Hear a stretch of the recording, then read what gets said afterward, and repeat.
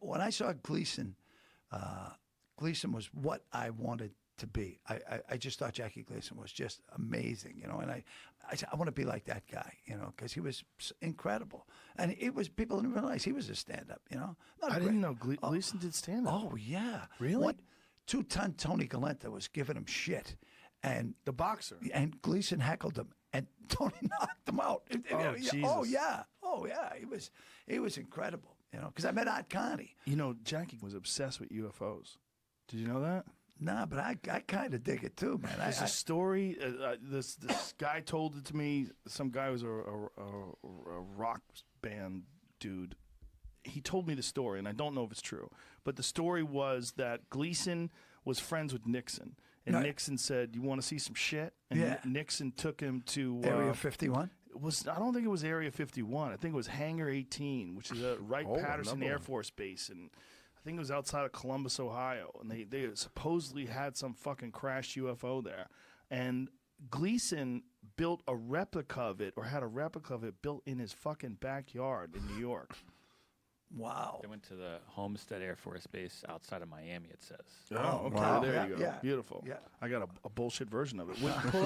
Pull up the actual version. Where are you getting this from? I just Googled it. I mean, it's a rumored story, so I don't know if it's... Yeah, that's how I got it. I got it from a guy in a band. It might be bullshit, but he gave me some book on UFOs. And he was telling me about this, but that Jackie Gleason apparently was obsessed with UFOs. Well, I believe there's got to be something out there. Yeah. I don't. We're it. I mean, that's it. No, right? I don't believe we're it. I did a lot of USO shows, and I've been around the world, and I was every time I've done. I was off the coast of Turkey someplace, and the commander of the base took me out for dinner afterwards, and I got him drunk. I got him pretty drunk. I was sober at the time. I got him pretty drunk, and I said, "Hey, man," he goes, "Let me ask you about Area 51." He goes.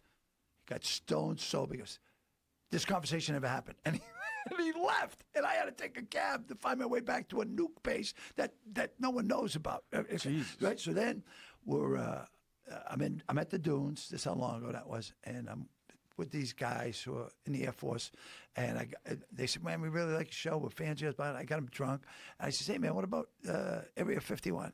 And they said, "Mr. Clarke, good night." And they walked away. So now, me and Mike are golfing with these Blue Angels. And he goes, "You're going to ask him?" I go, "No." The second year, we golf with them again. I go, "All right, fellas, tell me about Area 51. They go, "Well," he goes, "I was flying a plane, and I had malfunction, and I had to land there. And they came out, and they pretty much blindfolded me, took me into a building, and they fixed my jet within 35 minutes, and then put me back in place. You were never here." And I went, "Oh, my God." So I don't know what's out there. Yeah, but here's the thing. That was an area where they were testing all sorts of military equipment. They were testing different that's where the B-2 or the stealth bomber. Right. They were testing that there. And the spy plane. Yeah, they were testing shit. Yeah. So there was a lot of secret stuff there. Right. Didn't necessarily have to be aliens. I understand that. And I'm hoping that there is. But he's still trying to help. But I'd love to go there, man. Oh, man. But you can't even drive. If you drive up there, Joe, by the time you get your camera out, they're on you. Yeah. And tell you, "Get out of here. We'll lock you up." You know, it's not good. So they don't even anymore. They've moved to a new area. They've actually, because it's so heavily scrutinized, and because of Google Earth and all sorts of different ways you can see things, they've actually moved to another area. Well, I read everything I can find about that too, and I think I read the book Area 51. It was 2 years ago, and basically at the end of the book, it was like Hitler had these, his guys experimenting with the Jews and put their arms on different ways, and had an aircraft that looked like a spaceship, and it crashed.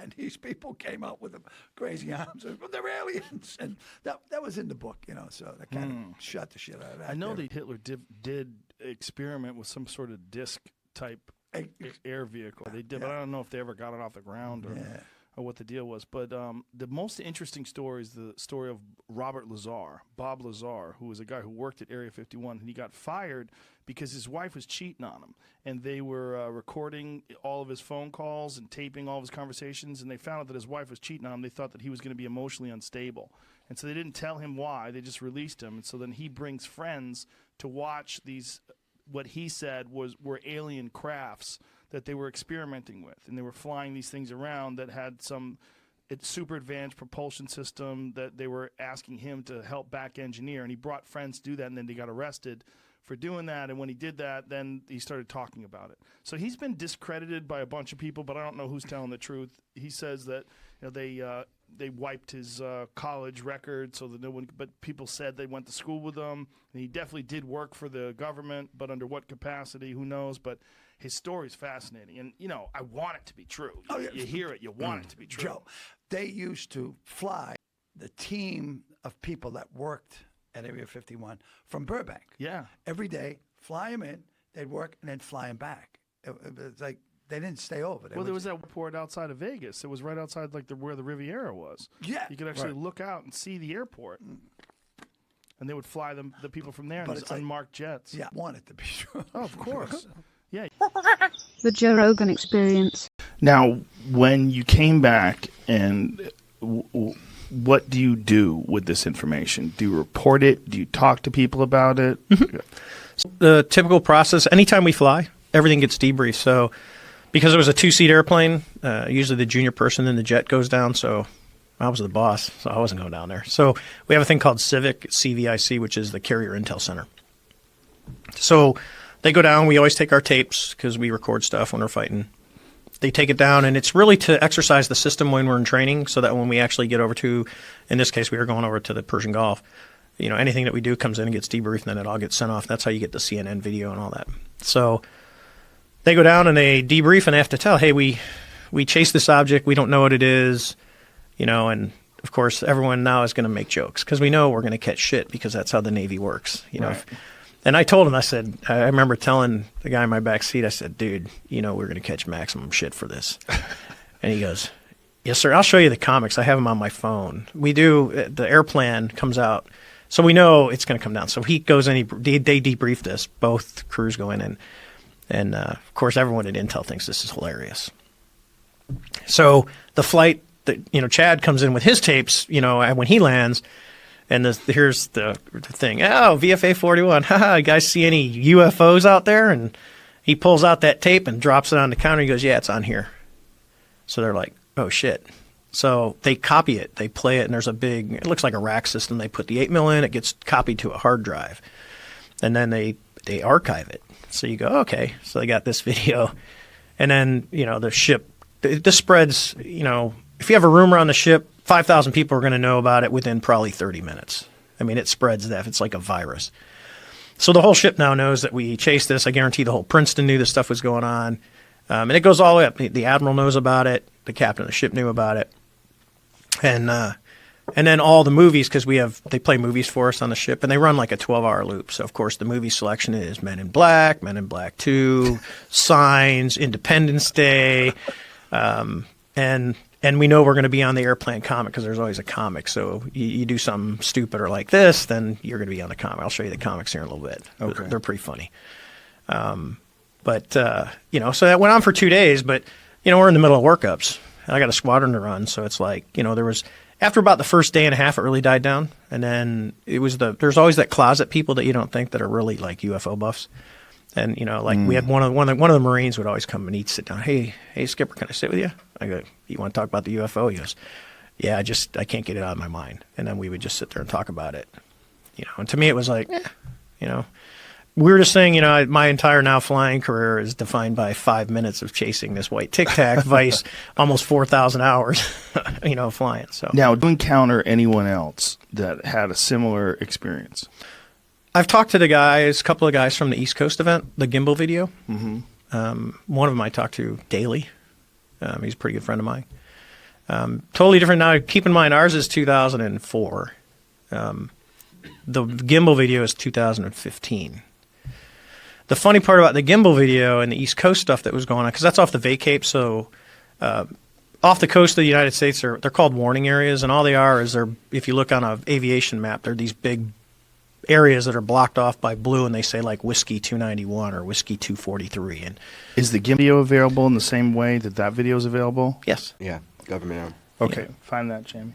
So, and I was talking to him about it because I actually, a buddy of mine, he just retired. He was he led the fighter wing on the East Coast, and I had called him up because we start finding out that these things were so prevalent out off the East Coast of the United States, and there's a couple of them. So there's we're going to talk.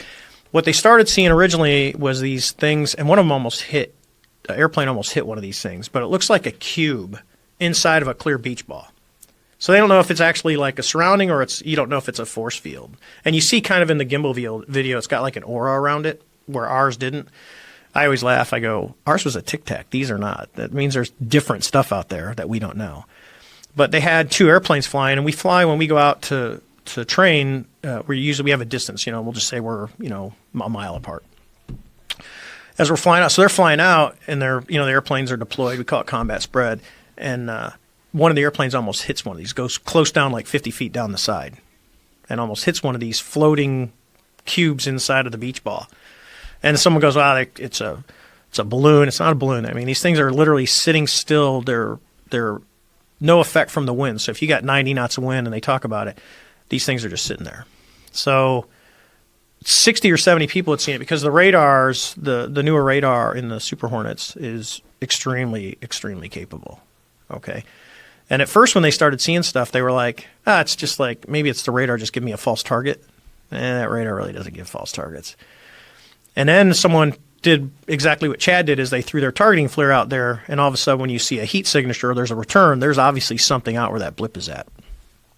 What is a targeting flare? That's we call it the AT flare. It's an advanced targeting flare. It sits on the left side of the airplane, and it's so you launch it like a flare? No, it's a FLIR, forward-looking infrared receiver. Oh, so it's when you see the bombs blowing up on TV, and that looks like a black and white, and you see it fly. That's the targeting pod. Okay. It's got a laser in it. It's got an IR marker in it. It's a very capable system that syncs up to the Hornet, so everything kind of marries up. So this is the Go Fast. No, this is Go Fast. That's not it. No, it's the other one. No, it's the one that looks like the. What is that one? That's called the Go Fast. That looks like a Tic Tac. That was another one taken off the East Coast. But they grab it and bookmark that one. It's screaming across the ocean at a very high rate of speed. And there's been some debunkers that say, well, it's really not going that fast. It's just the way the airplane is and how the mechanics of the pod are working. When you talk to the crew, because it's actually, I could ask my bud, I'm pretty sure it's the same backseater took both of these videos. Took the Go Fast video and took the gimbal video. And my buddy was on the flight with the gimbal video. But these things, so I called my bud because I'm like, hey, how many people are seeing these things? They're like 60 or 70. 60 or 70. 16 these things on radar. And I said, well, what are you doing? And they said, well, we put out a NOTAM, which is a notice to airmen that just says, hey, these things are out there, so just be careful because we don't want you to hit one. Yeah. Whoa. And it's kind of like ours. You go, because you would ask, who do you tell? Well, everyone knows. Well, what do you do? And I said, well, because it was all white and it didn't have any markings on it and it didn't have any wings and it didn't have any rotors and it outperformed anything that we have. Yeah, I think if I would have painted China or Russia on the side. Is this the gimbal video? Yes. Okay. So it's the same pod. Start from the beginning, Jamie. What we're looking at. And when the crew finds it, now what you're not seeing, you're seeing the targeting. When you hear them start talking, when you listen to the video, you'll hear the guy go, dude, look, they're all over. Look at the SA page. So we have a situational awareness page. And whatever the radar is getting returns on, it'll show up. It's kind of like our God's eye view in the airplane. So the pod can only look at one thing. So he designates that as his primary target. So that's where the pod is staring. The radar is still seeing everything else. So what they're actually seeing in this video is when you see the object that he's tracking. When I was talking to one of the other pilots, he said there's actually, when you see the radar video, there's it almost looks like a formation in front of him, like 5 smaller ones that are moving in front of it. And then they turn, so like a formation, these things turns and starts going the other way. And then while they're filming the gimbal video. And that's kind of the comms when you hear, dude, holy cow, look, they're all over. This is unworded new information that he's actually saying right now. Everybody knows this video. This is the one that they say turns like the Lazar craft, like belly first. However, what he's telling you right now is something that is not public yet. He's telling you that there was a V formation of other objects that the public has yet to see You're not going to. You're not going to. It's a radar tape. But you're not going to. There were more objects surrounding this, is what he's telling you right now, which is fascinating because the world doesn't know that yet.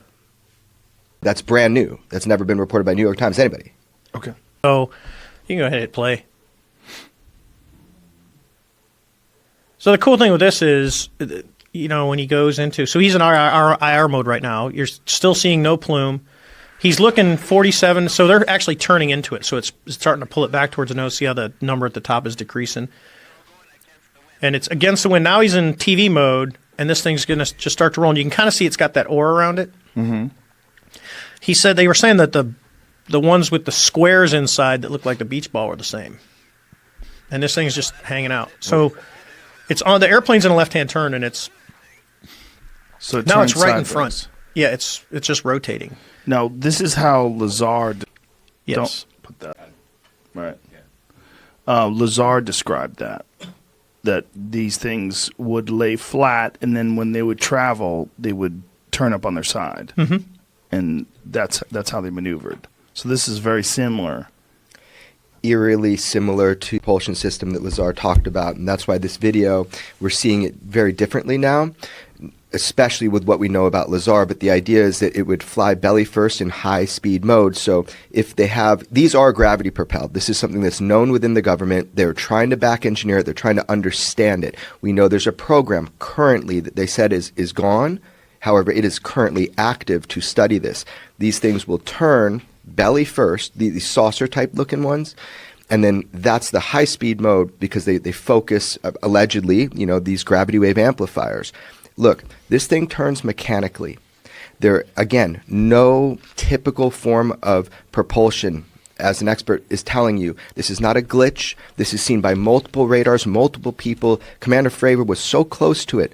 This is something that is not aerodynamic, and it could move in ways and fashions. When he's underplaying it, when we first talked, the idea of this thing going bup, bup, bup, bup, bup, bup, it's instantaneous acceleration back and forth. There's no slowing down, no turning, like a ping pong ball. He said to me, our first talk, ping pong ball in a glass. Nothing moves like that with traditional reactionary propulsion. Somebody has technology that we don't have in our inventory at all. So this is counterintuitive. It goes from being aerodynamic to being unaerodynamic when it goes sideways, and it flies belly forward. That's correct. It's not. It's if you talk, because I was just talking to the guy the other day, and he said the irony with this is these things would be out there for hours. We don't have, a high performance airplane does not have hours worth of gas. I mean, Hornets, if we don't have aerial refueling, and we're actually out doing a mission and fighting and going fast, you're talking hour and a half, and you're coming back to land. Some airplanes are even less, based on their size. So like an F-16 doesn't have external fuel tanks. It doesn't have a lot of gas. And the Soviet airplanes are the same way. The MiG-29 does not have a lot of gas. The Su-27, Su-30s have because a lot of gas. weight, because of it's weight, performance, capacity, size of the airplane. So even our intercontinental bombers like B-2, they still take off and they aero refuel. They keep topped off so they can get to range. That's how we extend things. You got something like this that's coming down. Just think of the physics. So just I'll use my incident because that's the one I really know the best. Is you've got an object coming from above 80,000 feet. So I'll just tell you that 80,000, it's somewhere around 70 to 80,000 feet is where you can actually start to see the curvature of the Earth. So that's considered space. So they're coming from above that. They're coming straight down. They stop at around 20,000 feet. They hang out for 3 hours, and then they go straight back up. So, and I know you had Elon on the show. So SpaceX is really excited because they can launch a rocket and then they can have the booster come back to Earth and actually land on a pad. Very impressive engineering feat. Next to this technology, that's like a Model T next to a Porsche. I mean, it's like, wow, really? That's it? And you got something that can just at will move around. Now take it to the next level, and I know there's a lot of talk about this, so Dave's going to go into speculation mode. But when you take a shape like that, so just take the Tic Tac shape, which is shaped like a submarine. If you're using a propulsion that's non-reactive, where you're just manipulating the medium that you're in, air, whatever, you can go into the water. So when you hear all the reports of, hey, we've seen these things since World War II that would come out of the water and fly. If you have a technology like this, as long as the object is sealed where you're not going to get water inside of it, there's nothing that says you can't do that. because all you're doing is you're not, where a jet engine sucks in air and blows it out the back, or a propeller actually pushes the water. It's a force. Now you've got something that's actually manipulating the gravity field, and it's just moving through a void. Whoa. Then air, you could literally, in theory, fly, go into the ocean, cruise around, pop back up, fly around, go to space. You remove the barriers of the normal propulsion that we have today.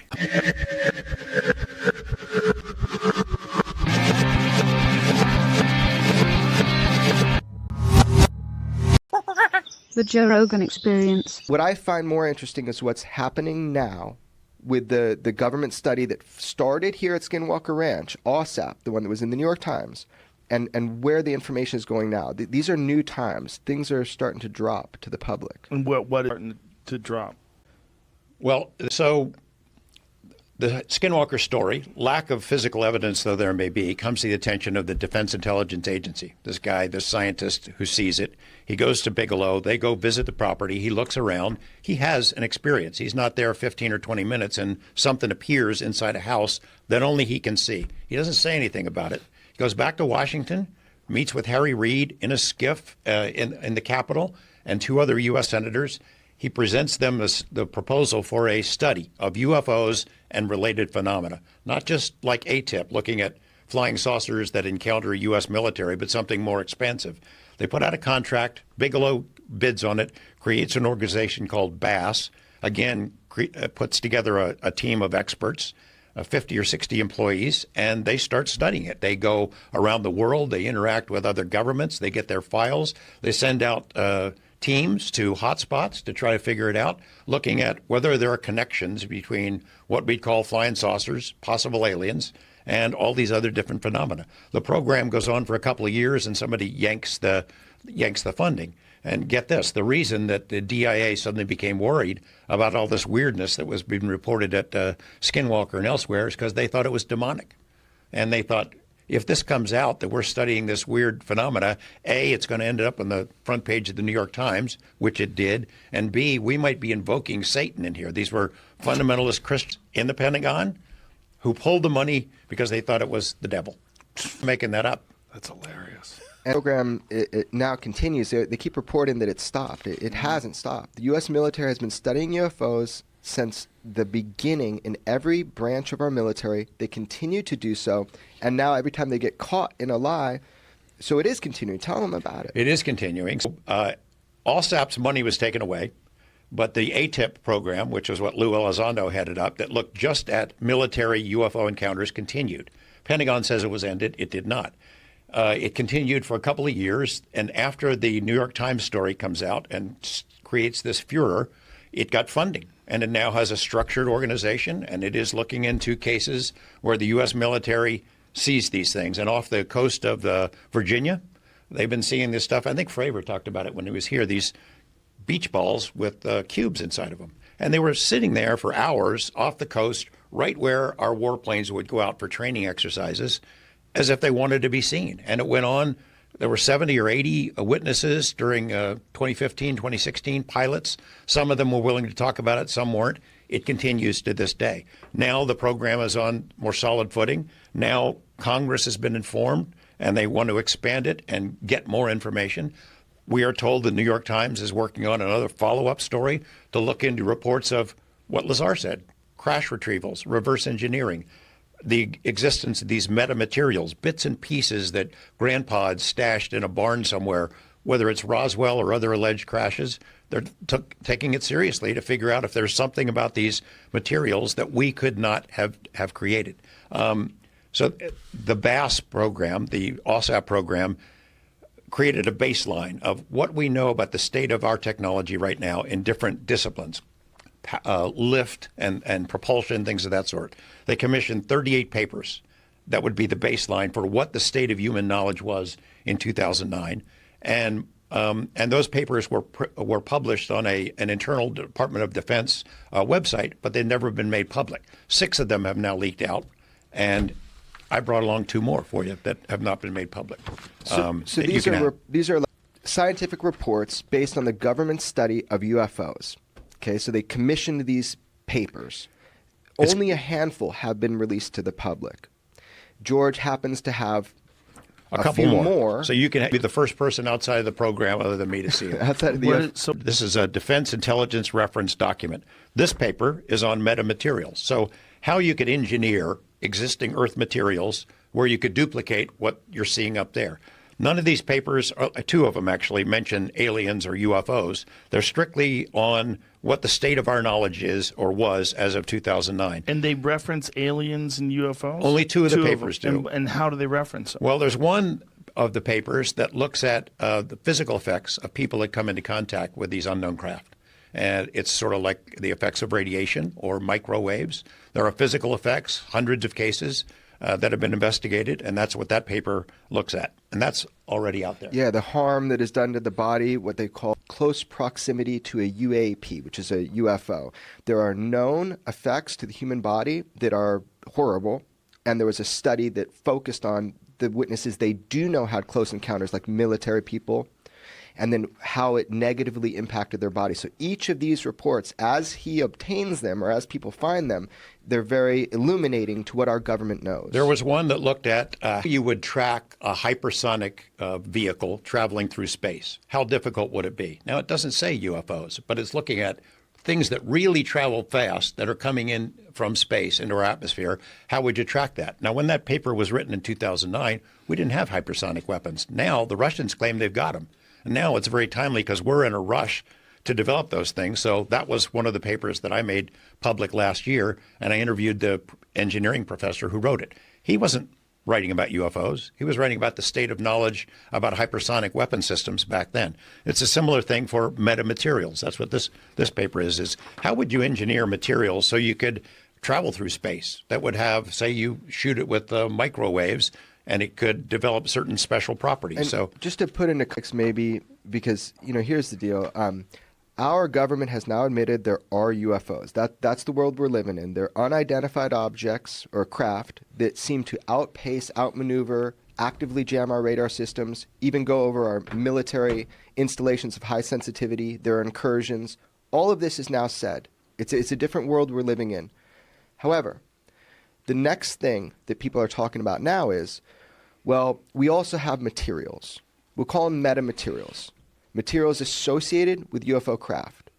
They might even go as far as to say we have whole materials, craft, from somewhere else. So when they're saying we have materials associated from crafts, are they saying that they have a crash?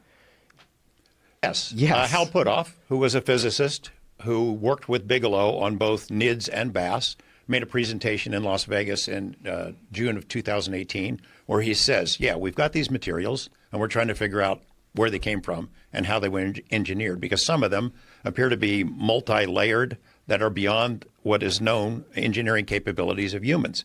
It looks like they would have had to have been made in, say, zero gravity of space, and we don't have any manufacturing plants up there. He implied that they came from crashes. Doesn't mean it's a UFO from Zeta Reticuli. It's crashed from somewhere, and we don't know whose it is. So they're trying to figure out whether we can duplicate it or not. And they got a bunch of samples. And Have you seen any of this? I haven't seen it. Bigelow and Hal have. Have you? I've seen what people claim. So the Army now has these metamaterials that were famously put in through the Coast to Coast show. Right. It was called Arts Parts. I told you this last time. I was able to obtain them briefly and have 5 scientists from New Mexico that I knew, material scientists, physicists, interrogate, as they say, the samples for numerous days. I don't believe that I had access to the best equipment. We didn't find anything extraordinary. Other people have. So right now the Army has... So but when you say you didn't find anything extraordinary, did you find anything ordinary? No, they weren't ordinary. These are the materials here? That's one of the exact pieces that I had in my hands and worked on with my team, and I filmed it all. But right now, because of TTSA, they've made a deal with the Army, and I think the Army has these parts. But I feel like we're missing the big note here. The big note is, a few years ago, UFOs are still laughable. Military doesn't look after that. Turns out we have programs that do. I'm suspecting, and maybe you can talk more about it, that the next piece of information is that there are reverse engineering programs, which will then make everybody have to look at Lazar's story a little bit differently once again.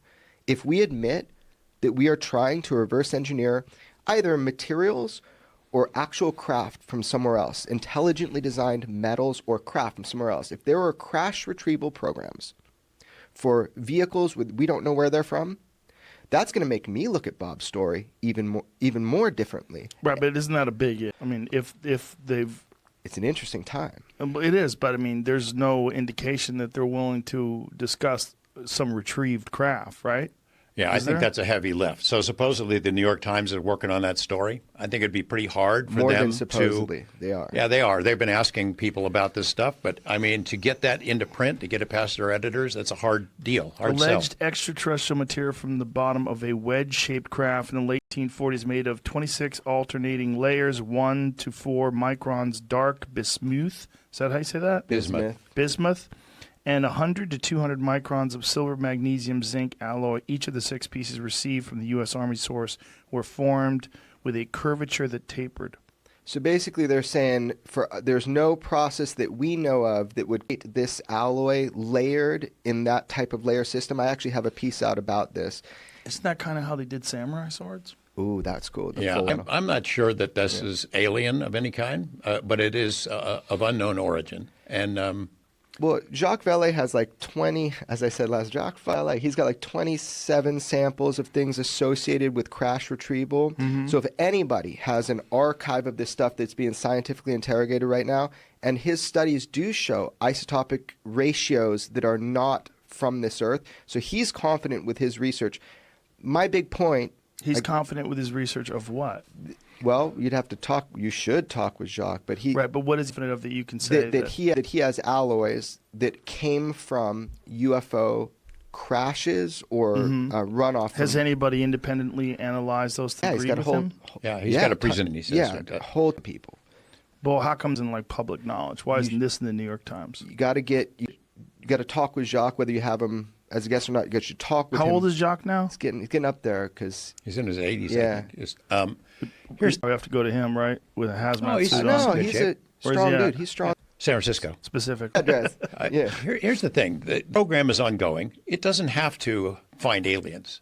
There are legitimate national security reasons to be looking at who's flying these craft. These things are still being seen over our military installations, and our Pentagon wants to know who's flying them. And that's a perfectly legitimate inquiry, regardless of little green men. No one wants to say there at the Pentagon that we're investigating UFOs and aliens.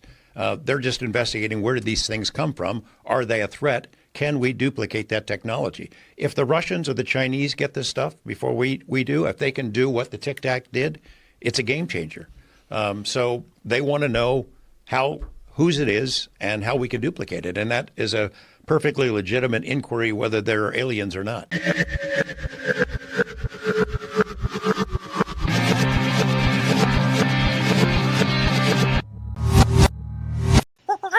The Joe Rogan Experience. There's been many instances of sightings off the coast of California of things that plunge into the water or escape from the water and take off into space.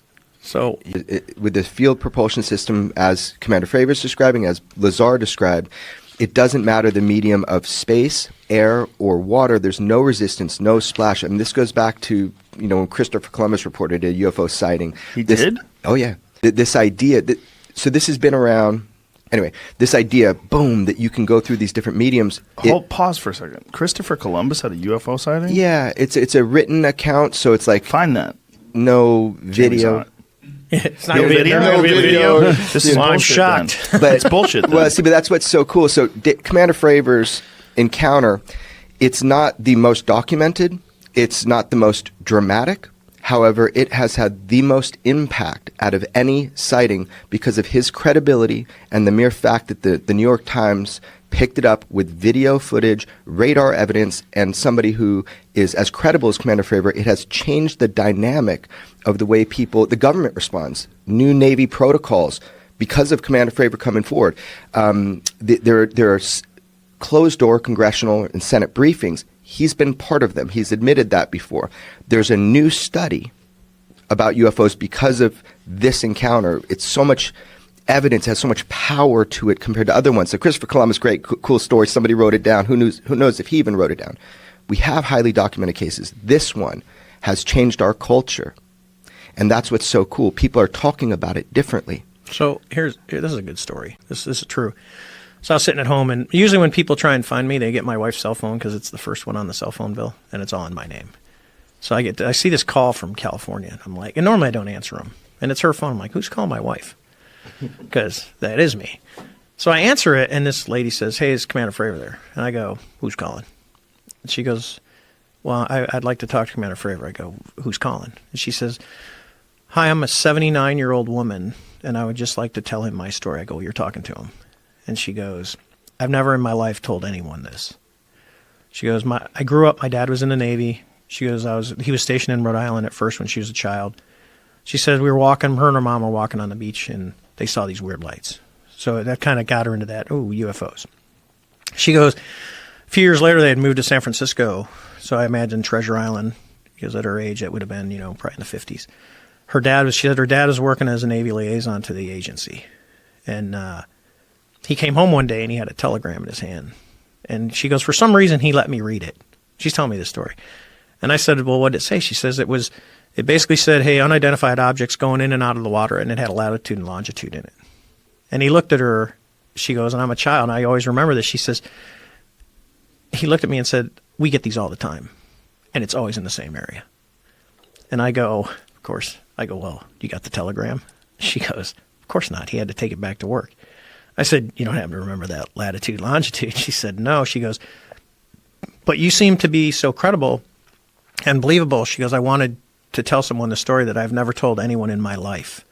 So that's what you're starting to see is people that, very credible. They're not, they're not crazy. They're not making stuff up, but they're coming out and going, hey, I've had these experiences. And I've got a lot of that from over the last 2 years where people just find my email and send me stuff saying, hey, this happened to me, or I saw this. And there's some things that are explainable because I got asked to tell this. So, because I have a sick sense of humor at times. So, like I said, I had all these quals. So we used to fly, they don't do it right now because it's a little bit dangerous, but we used to fly night vision goggles, low altitude in Hornets, right? So when you put on night vision goggles, they amplify light like a lot. So you can see a campfire like 50 miles away. So we used to do it, the good spots were down in like El Centro, California. There's a range that, there's some bombing ranges, but people go camping in the Superstition Mountains, which is kind of north and west of Imperial by, I forget what it is, the Springs. It's real pretty in the desert. It'll come to me in a minute. So we would go out at night flying around on goggles and you'd see a campfire and you go, oh, UFO time. And then you get the airplane going about 600 knots and then you pull the power back to idle so you can't hear it. And you get zinging towards the fire. Well, you turn the lights are all down because we're in restricted areas, so we can do that. And there's lights on it that you can only see if you're on night vision goggles. So the other airplanes can see us, but no one else can see us. Then you go zinging at it. And then right when you get to the campfire, you pull the airplane into the vertical, you stroke the afterburners, you let them light off, you count to 3, you pull them off, and then you just go away. Instant UFO reporting. Sitting out in the desert, it's all quiet, and then all of a sudden there's a lure, there's lights in the sky, and they go away and it's gone. The campfire. So you would do that just to fuck with campers? Yes. How rude. Yes, I did it. But like I said, we have a sick sense of humor. Yes, I'm so, sure. So some things are explainable because I guarantee there were phone calls made on some of the stuff that we did. And you're not the only one who's ever done that. Oh, I'm not that creative, but it's just, you think about it and you go, because people go, I saw this or I saw that because I've got stuff like that. And I go, yeah, I used to create stuff like that, just not tell it.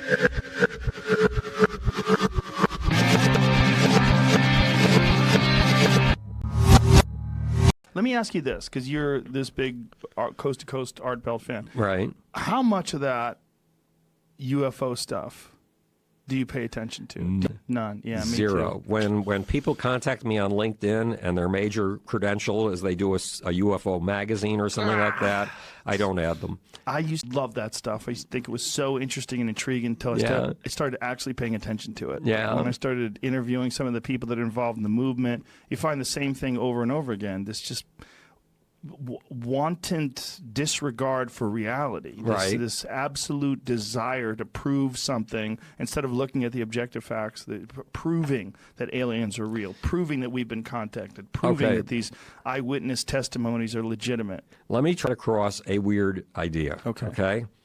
Once upon a time in the 1940s, there were two guys, Konrad Lorenz and Nico Tinbergen, who got a Nobel Prize for inventing a field called ethology, which is a certain kind of observation of animal behavior. And Nico Tinbergen would go off to the coastal cliffs around northern Europe.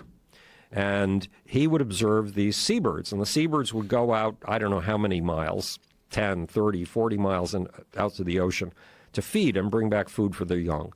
And then they would come back at the end of the day, and their nests, they'd have 200 nests next to each other, but the nests had very low walls.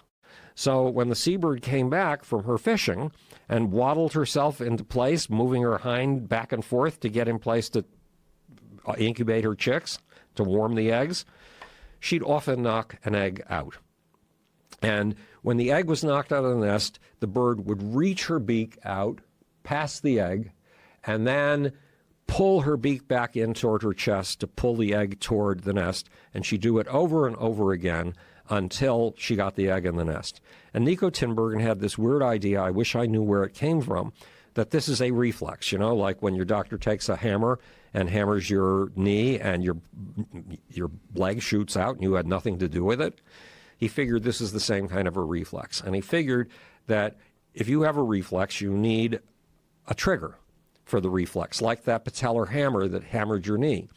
So he looked to see if there was a trigger that triggered this yanking your beak back in order to scoop the egg back into the nest. And he tried building artificial eggs to see if he could find out what the cues were in the egg that were causing this reaction in the bird. And finally, he got a super egg, which means, I mean, it was bigger than the normal egg, it was browner than the normal egg, and he'd put the real egg. Now, if you're the bird, that real egg has your genetic legacy. It's your genetic future. A lot is riding on that egg, a lot of you. And the phony egg. And the phony egg would attract the bird so strongly that she would ignore her own egg and yank, yank, yank with her beak until she pulled the phony egg into the nest. Oof. And they continued to do research with this kind of thing, and they discovered that they could trick some songbirds into taking a basketball into their nest. And then when the poor little birds tried to get on top of the basketball to incubate it, they would slide off, and they'd be very frustrated, and they would climb back on again and slide off again. It was cruel. So the phony eggs like fake tits. Those is called supernormal stimuli. And the idea is that they bring these reflexive reactions. Yes. Underlying what Adolf Hitler was doing, underlying what I was doing, dancing on that stage, underlying what you do in front of an audience when you get incandescent and lose yourself and something else talks through you.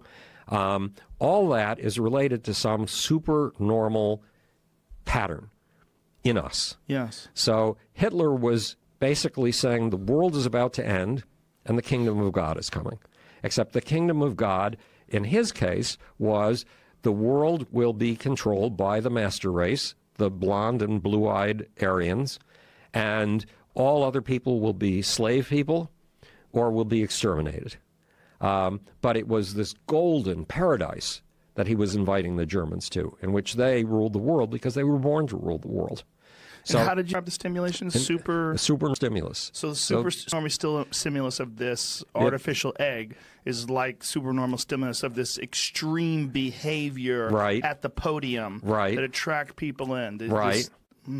And basically, Hitler was saying, was talking about the equivalent of extraterrestrials. He was talking about this magic quality of the Germans. He was talking about the shared soul of the Germans and how the people in Wagner operas and the gods of the old Germans had been in the souls of these people, and he was evoking the group soul, the Zeitgeist.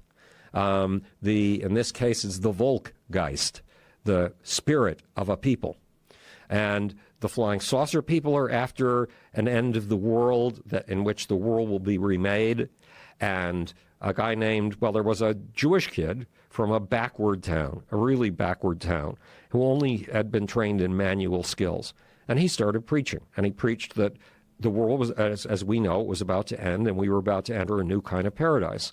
And because he was Jewish, he figured it's got to happen at Passover. Because at Passover, you put out a cup for Elijah, and Elijah's there to precede the Savior. the guy who will save the Jewish people. So he went up to the holiest city in Judaism, to Jerusalem, and he had a dinner, this Passover dinner, and they put out the cup, and that's when the kingdom of God was supposed to arrive. His prediction of a kingdom of God arriving at that particular Passover ceremony turned out to be utterly wrong. And in fact, the Romans seized him and nailed him to a cross. And he died. It was the opposite of everything he'd predicted. But the religion he'd put together was, and the religion really that Paul put together, because Paul was an international figure. You know, he was comfortable in the global world of the Roman Empire. But what Paul put together around Jesus was a supernormal stimulus. And it evoked a supernormal response, a supernormal reflex. And the flying saucer ideas that, you know, here we are on Earth, but there's this race that's above us that can save us, that's pushing at the same buttons. Hitler was pushing at the same buttons. The world, as we know, was about to end, and there's a new paradise, and the Germans will rule everything. So we are built to receive certain kind of stimuli. God knows how we got built that way. And when I went out in quest of the ecstatic of God, the God's inside of us, at the age of 13, I was looking for that those supernormal responses in us, and for the supernormal stimuli that evoked them. And when you're doing art, when you're doing commentary, when you're doing comedy, you are hitting the buttons. You are creating supernormal stimuli. You are testing out jokes until they reach just the right shape. And you know what, you can feel in the audience what that shape is, and then you repeat that shape, knowing what its impact is going to be on the audience. I wrote a new book. It took me a long time to write all of my previous books, including How I Accidentally Started the 60s. And by the way, it isn't the same 1995 manuscript. I had 20 years of additional processing and was able to put a lot more meaning into the book. And hopefully it's still really funny. But I was able to write a book in 6 weeks. The first draft of 178,000 word book. And a normal book is 90,000 words. So this is almost twice the length of a normal book. And I was able to do it because I had told all the stories in the book. And I had felt out how the audiences responded to the stories. And I knew the words to use, and they were a well-worn path in my brain. So I simply put down on paper an oral vocabulary. But it's the audience who shapes you by giving you feedback. And eventually you perfect something so it's like Nico Tinbergen's super egg. I mean, Nico Tinbergen was eventually able to make eggs, super eggs, that had day glow on them, had polka dots on them, that were absurd, but they still had the ability, the way that flying saucer myths have the ability, to evoke the sense that there is a paradise beyond the world that we know. Don't you think of supernormal stimulus that when you see, like a preacher on the pulpit that's screaming with confidence, when you see any of these things, like even when it comes to fake breasts, like you're seeing something like, you know what you want a woman to be good at bearing children, right? To have the right hip to waist ratio, that she's designed to breastfeed, she has large breasts. Right. Even though you know it's fake, it still hits whatever that genetic button is inside of your head. Yep. And the alien theme, the idea behind it, the archetype, is kind of like Space Daddy. Right. It's like, I know we're stupid, but just like this guy who's screaming on the pulpit has all the answers. Like, thank God someone has all the answers. Well, Space Daddy is for the atheists. Right. Space Daddy is for the people, you know what, I've listened to all these people down here. I think they're full of shit, but Space Daddy's going to help us out. Yeah, well, that's the general idea. Is that what it is? Yes. And when you, as I said, when you fashion a joke, you're fashioning it to be a supernormal stimulus. But Space Dad might be real somewhere because we're dealing with extraordinary numbers. Okay, science person. Okay. I have to tell you that there's only one place in which we've ever discovered any evidence of life, and it's down here on Earth. So I'm a skeptic about life being anywhere. Right. Now, changing to a different scientific perspective, there's this thing that I call super simultaneity, super synchrony. And when the universe starts as a rapidly expanding sheet of nothing but space and time. It's space, time, and speed. That's all it is. And when it precipitates in quarks, which is unlikely, how can space, time, and speed become particles, quarks? Right. The fact is that there are only something like 16 different forms of those quarks, and there are a gazillion of identical copies of each quark everywhere, and they all sprang into existence at the same time. Fast forward a couple of million years.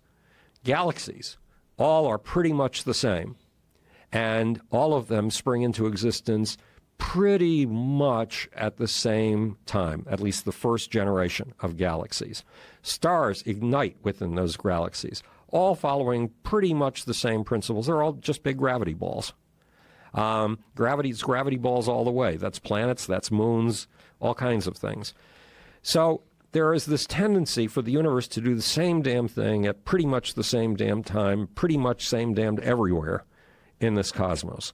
And we do know that there are biomolecules, carbon-based molecules, being formed in interstellar cold gas clouds, interstellar hot gas clouds, all kinds of unlikely places in the cosmos. But those are very simple little molecules. Even though we call them biomolecules, it simply means they've got carbon. Life depends on molecules. In the case of your genome, if we took just one cell, you wouldn't miss it. You have 100 trillion others. So we took just one cell from your body, and we took out the genome, it's actually the genome. So we took out the genome, and we stretched it out because it's all tangled up in the cell. It would be 3 feet long. So there's a big distance between a tiny little molecule of ammonia in an interstellar cloud and that huge, very complex, highly ordered, 3-foot long molecule or single molecule that's your genome. And we haven't learned very much at all about how you go from the simple molecules to that incredibly complex molecules. The origin of life is still one of the big puzzles. But again, because there's super synchrony and super simultaneity all over the cosmos, pretty much the same thing happens at pretty much the same time, the odds are that there are millions of other planets that have life. Those are the odds. But I set all that aside because we don't have evidence of any life, and we've been looking since, okay, I'll tell you a story. It seems to have nothing to do with anything. But once upon a time, a manager gave me an act to work with. It was Earth, Wind, and Fire. And so I read all their lyrics. I read everything about them. I studied them like a Talmudic scholar. I always did. And finally, I got to their album covers. And when I got together with the leader of the band, Maurice White, for lunch, because I hadn't yet learned to set up my boundaries and tell people I'll only work with you if I can see you in your own environment for between 1 and 3 days. That wasn't quite at that point yet. I sat with with Maurice and said, Maurice, if I've got you right, you believe that approximately 11,000 years ago, people from another civilization, someplace else in our galaxy or beyond our galaxy, came to this Earth and brought us all of our technologies and left the messages of their technologies in the pyramids. Have I got that right? And Maurice smiled and he said, yes.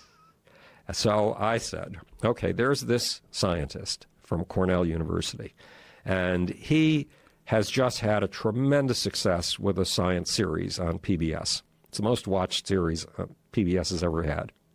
And he's trying to put together an organization to find extraterrestrial intelligence. So if I introduce the two of you, would you be willing to do a benefit concert for him? Because right now he's struggling to get money together. And Maurice said yes. So we tracked down Carl Sagan's summer cottage telephone number, and I put together a conference call between Maurice White and, what's his name again? Billions and billions and billions of planets. Carl Sagan. Yeah.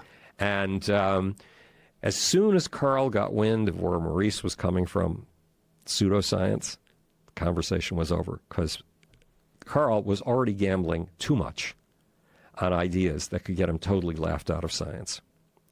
So it was unfortunate, but that was the early 1980s. Probably about 1980. Didn't he want to sit down with Maurice and sort of explain what we know so far? No, he was couldn't Maurice's afford- stuff? Was Well, Zacharias Sitchin it's stuff? all kinds of. It's everywhere. Right. You can find it all over the place. But did he have like a source?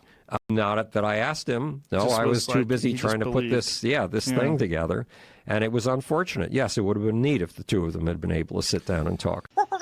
The Joe Rogan Experience. Please tell people your credentials, what your background is. So, my name is Ryan Graves. I have an engineering degree, mechanical and aerospace engineering.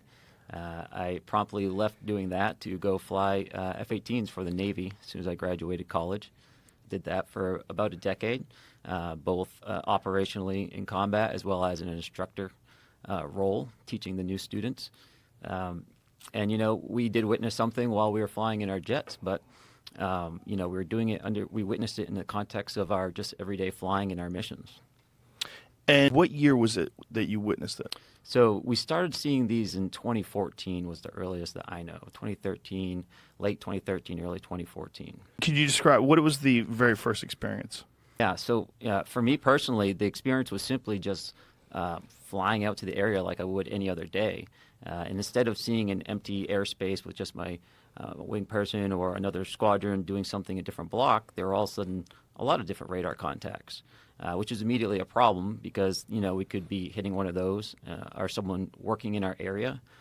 And this was happening because we upgraded our radar the best we could tell. We were in a earlier radar called the APG-73, and we had come back from deployment. We entered a maintenance phase, it's called. We kind of do a little bit less flying, upgrade the jets if we need to, do any long-lasting maintenance, and we upgraded to the APG-79, which was a much better radar. And what is the difference in the abilities of the upgraded radar system versus the original system? So, kind of practically speaking, it's like going from an analog TV essentially to like an OLED. It's, a modern tool compared to more of like an analog classical radar that has more limited range and has less ability to track multiple targets and things of that nature. So just generally speaking, we would expect to see, more objects if there were any out there or smaller objects, but there shouldn't have been any objects out there. And so how far offshore are you when this is all going down? Our working areas start about 10 miles off the coast, and then it goes out, 100 or 250 miles or so, though we don't usually use those far eastern areas. But we would only see them over the water. So they would really only be in our working areas, maybe slightly, in between the working area and the land, but never over the land. Sometimes over the bays that are in the area that are quite large, but never just kind of zooming west over land or anything like that. In restricted airspace? It's not. So that's a tricky question. For us operating in a military operating area, it is not restricted in the sense that you have to be, there's only one person allowed in there. You could have these little Cessnas kind of bumbling in there, but they would get called out pretty quick, both from the kind of air traffic control agency that's working out there, as well as the F-18s and the other aircraft that may be working out there. But in a broader sense, when we look at it in relation to our air defense identification zone, which is essentially a band of airspace that surrounds our entire country, if your flight path originates out over the water outside of that ADIS and you proceed into that ADIS, into our controlled airspace, then you do have to essentially have permission to enter that airspace. It's not a restricted airspace like a traditional bombing range, but it is protected airspace. It's our coastal air.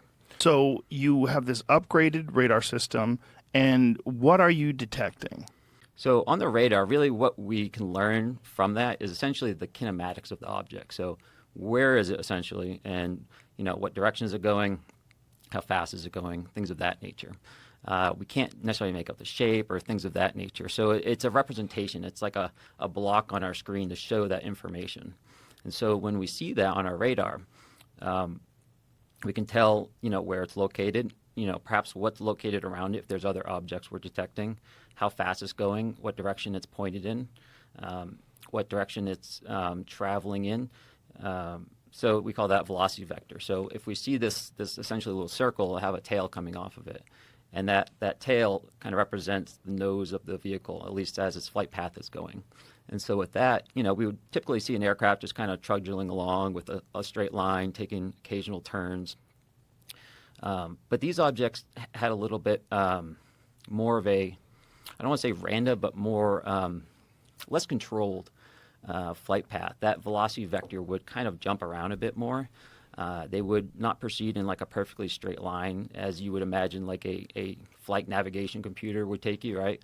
It takes you from A to B in the straightest line possible. These objects seem to kind of be moving in a direction that was not a straight line, but generally proceeding in that direction. And so they would kind of be meandering slightly, but moving in that general direction, both three-dimensionally and horizontally. So moving around, going up, going down. Mm-hmm. So they're not on a flat plane, and they're not going in a straight line.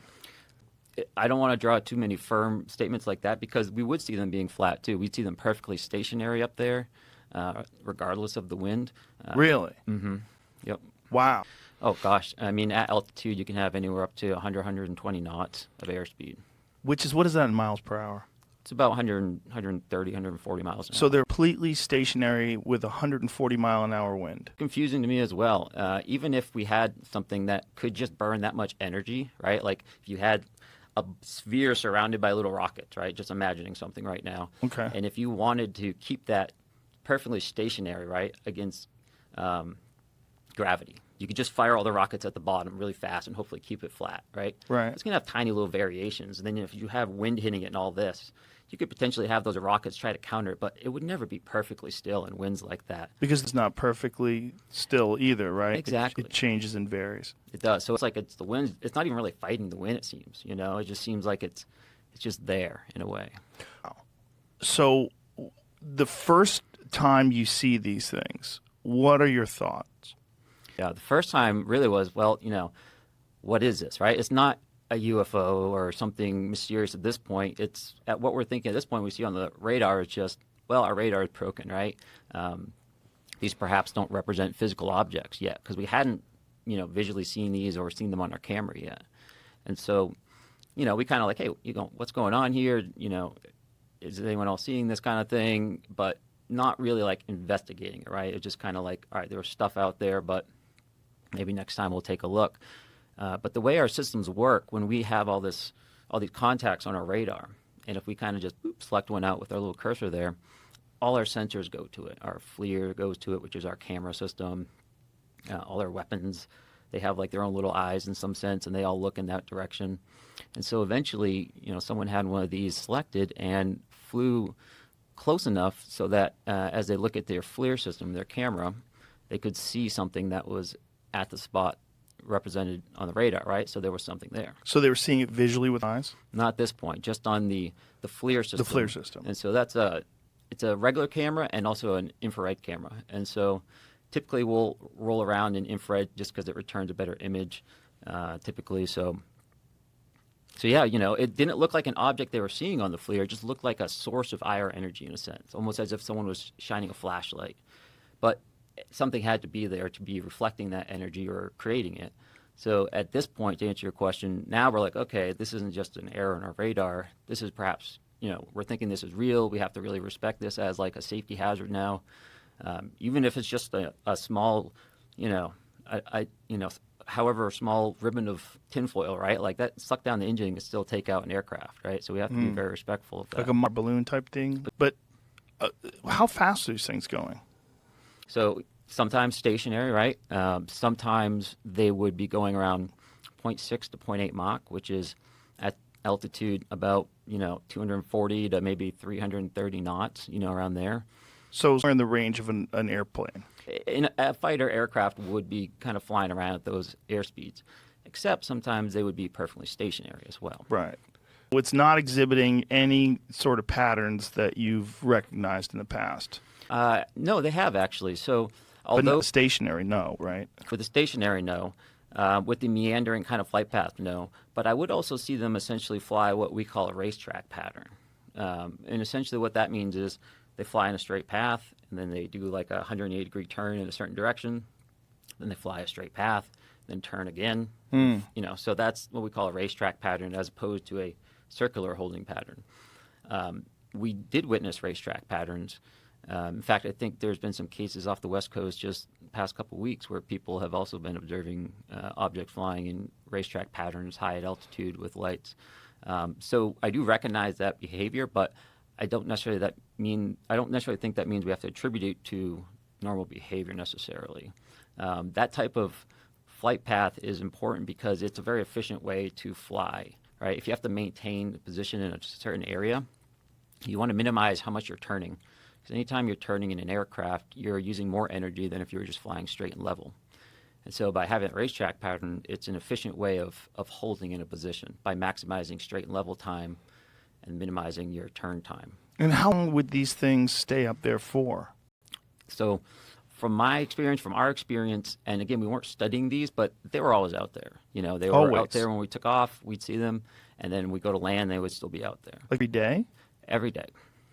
Every day. So you guys go from not having any idea that these things are out there to an upgraded radar system to seeing them every day. What is the thought? Like, how are you feeling when these, is there an evolution of the thought pattern of how you're addressing these things and thinking about them? Initially, you're thinking they're errors. When do you start getting a thought that, what the fuck is this thing? So that happened when we visually saw one. And the first time we visually saw one, the object was directly at what we call the entry point of the area. So, that box that I told you about in the sky that starts 10 miles off the coast, there's a particular GPS, location and altitude where incoming traffic will fly in and outbound traffic will fly in the exact same spot, but will fly out 1,000 feet lower. There were 2 aircraft from my squadron, VFA 11, and they flew, took off as a flight of 2. That means they're essentially flying in a formation like this. And as they hit the area, one of these objects went right between the aircraft. The lead air crew saw the object. The Dash 2 aircraft crew did not, which is not surprising because they're usually, you're very focused on flying formation. You're just staring right at that aircraft.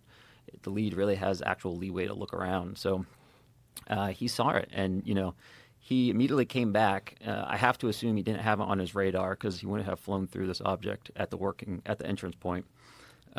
He turned around, flew back, landed, and I was in the ready room when he come back, and he had all his gear on, which typically is not a good thing because you want to get that stuff off as fast as possible. So usually means there's a problem of some nature, and he was just sitting there saying, "Hey, I almost hit one of those damn things."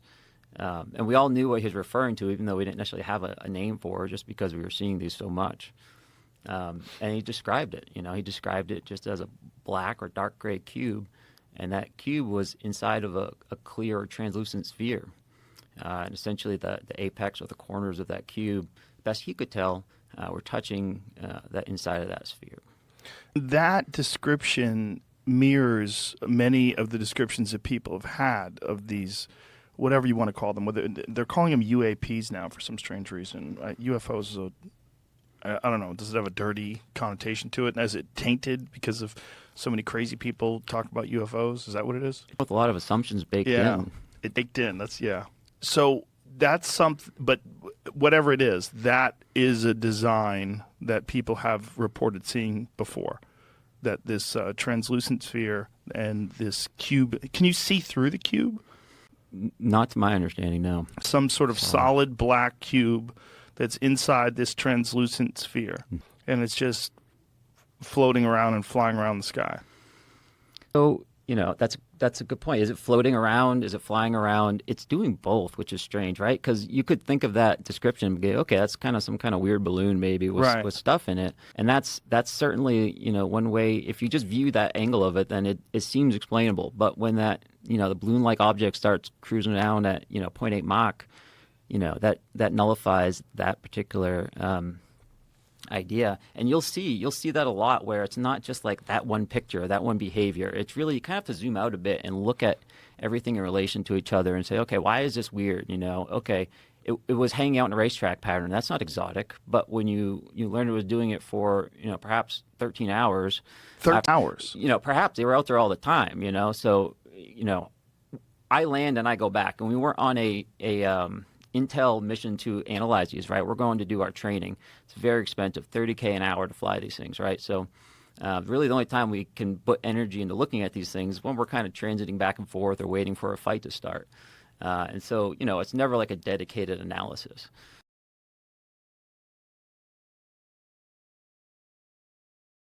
Damn, Seattle. You must be. I mean, because you're here, right? You feel tremors. They happen all the time, right? I've only had a few times when I felt not all tremors. the time. I've felt them before. The biggest ones I ever felt was when I first moved here.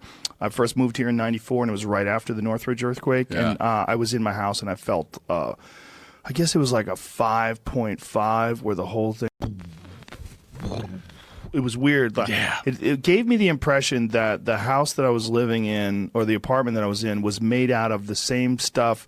Like a box that a refrigerator would come in. Yeah. You know how you kind of move it around? Yeah, you can go and play inside. Yeah. The whole thing was just moving like easily left and right. I was like, holy shit. Well, that was I've only had times that I've, felt it. I'm like, it's at first I thought it was a truck. I thought a truck was rolling by. Yeah. And I'm like, and somebody's like, no, man, that was an earthquake. And the one that I experienced was nothing. I mean, it's a baby one. The ones that they're getting, right now, somewhere in the world, I mean, there's always something that's like a 5 or a 6. Yeah.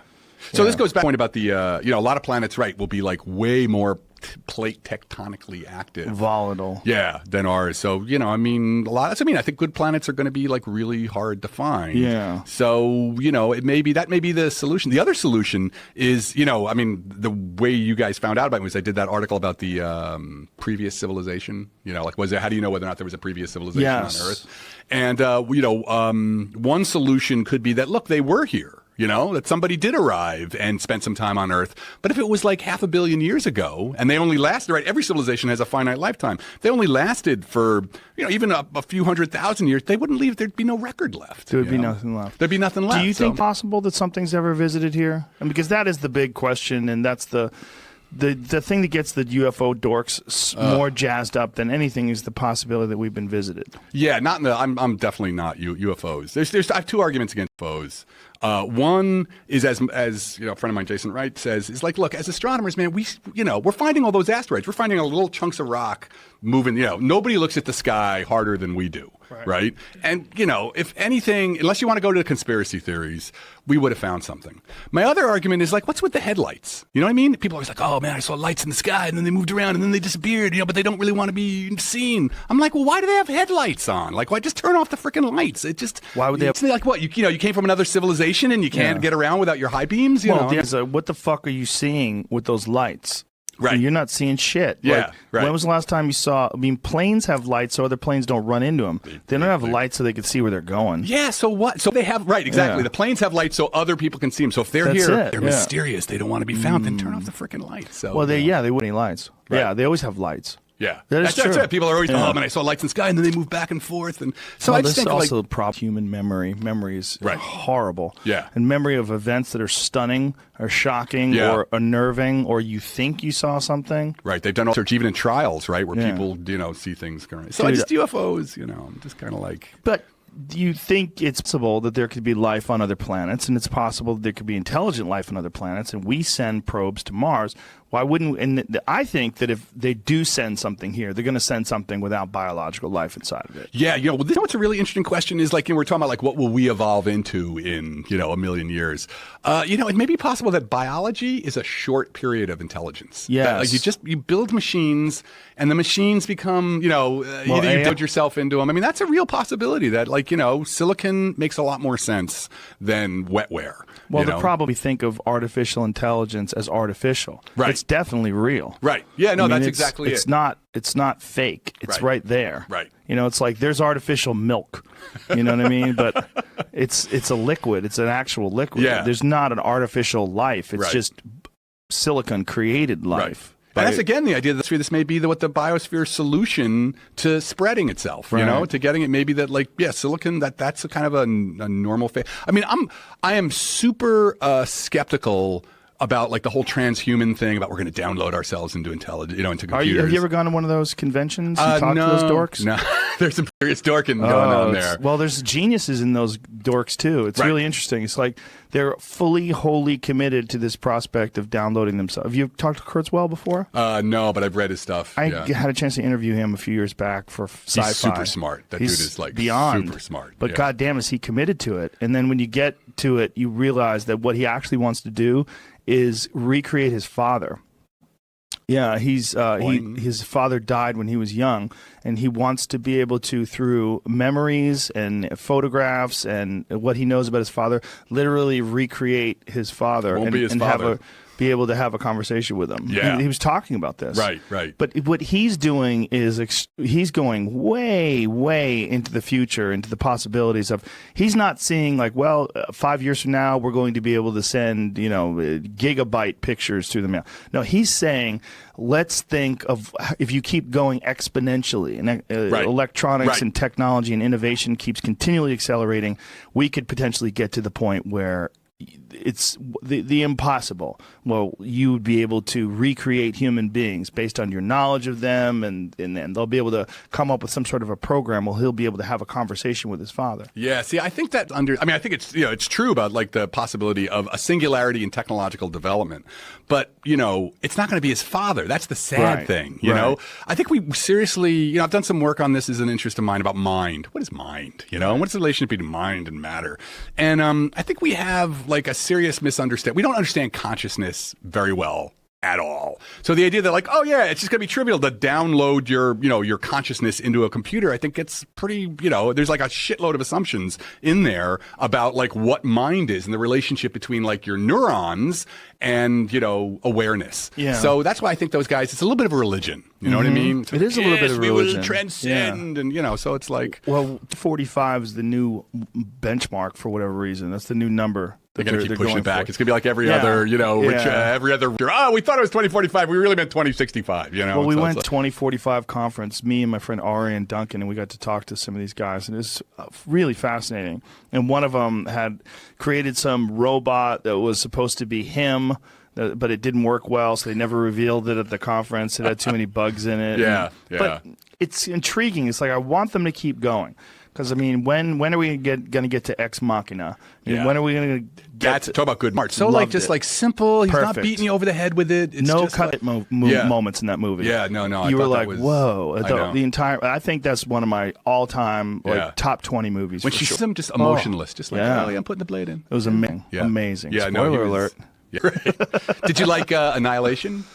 I liked it. I didn't like it as much, but I liked it. It was very weird, and the ending seemed like some producers put their jizz in the soup. It's just like back to panspermia. Yeah, what's happening here? Who made this part?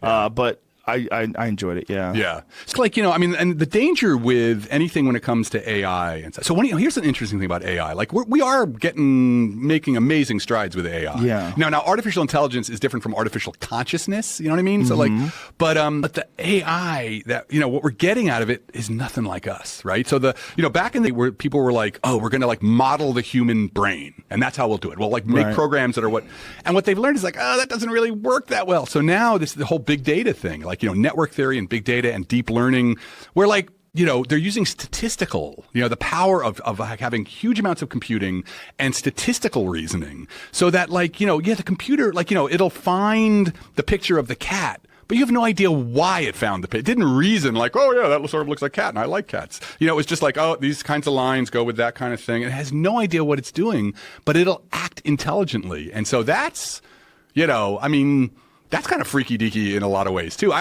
think I think it's smart to think about the dangers of AI, not necessarily the dangers to us. Yeah. Not necessarily the dangers. Just the dangers to this thing that we are, this weird monkey thing. Yeah. That wants to keep being a monkey thing. Yeah. Well, you mean in the that it's going to replace us? Yes. Yeah. I think it's inevitable. I mean, don't you think that if you go back and interview the single-celled organism before it branched off into multi-cell, that'd be kind of a boring interview. Fuck this multi-cell bullshit. Single cell at the bottom of the ocean. These guys are animals, man, with their rock and roll music. They're going to make cars? Fuck that. I don't want a car, man. I like staying down here. Yeah. Like there's a real thought to that we are the wetware that is the problem. Yeah. No. I think It's fully conceivable. Like, I'm not going to be like, it'll never happen. But as a guy knows, a philosopher says, there's a certain way in which everything we do with AI right now, it's not like, Watson is playing chess. It's like using Watson to play chess. It's our tool, And I think the fear is the tool gets out of hand. Not that it like develops a thing where like, I hate humans, Dad, I hate you. But more that it's like, these things which are not actually thinking, they act intelligent, but they're not thinking, can have a huge, like, it'll have a really negative impact. It'll what is it? There's that example of like, if you design something that is an AI system to make paper clips, it ends up consuming the entire planet making paper clips because that's what you told it to do. Right. You never told it a sustainable amount of paper clips. Right. Exactly. So I'm more worried about that than I am of like Skynet, coming over and like, deciding that it's going to, drop all the bombs on us because it needs to get rid of us. Well, you believe in UFOs? Oh, yeah. Oh, my God. Really? Yeah. See, I believe in there's other life forms out there, but I don't think they're coming here. They might. Here's the thing. Right. Well, why not think it? But just because here's one thing I do believe. Most people are full of shit when it comes to like most of their stories. Like it's hard to find a person that could just tell you what happened based on what they really remember.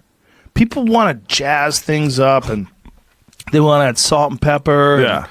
They had just sex with me, did this, did that. They don't necessarily tell you the truth. They tell you what they think is going to be an engaging story that kind of represents the truth, maybe. Especially when it's a weird thing like you saw something in the sky. What did you really see? How long did you look at it for? How many seconds was it?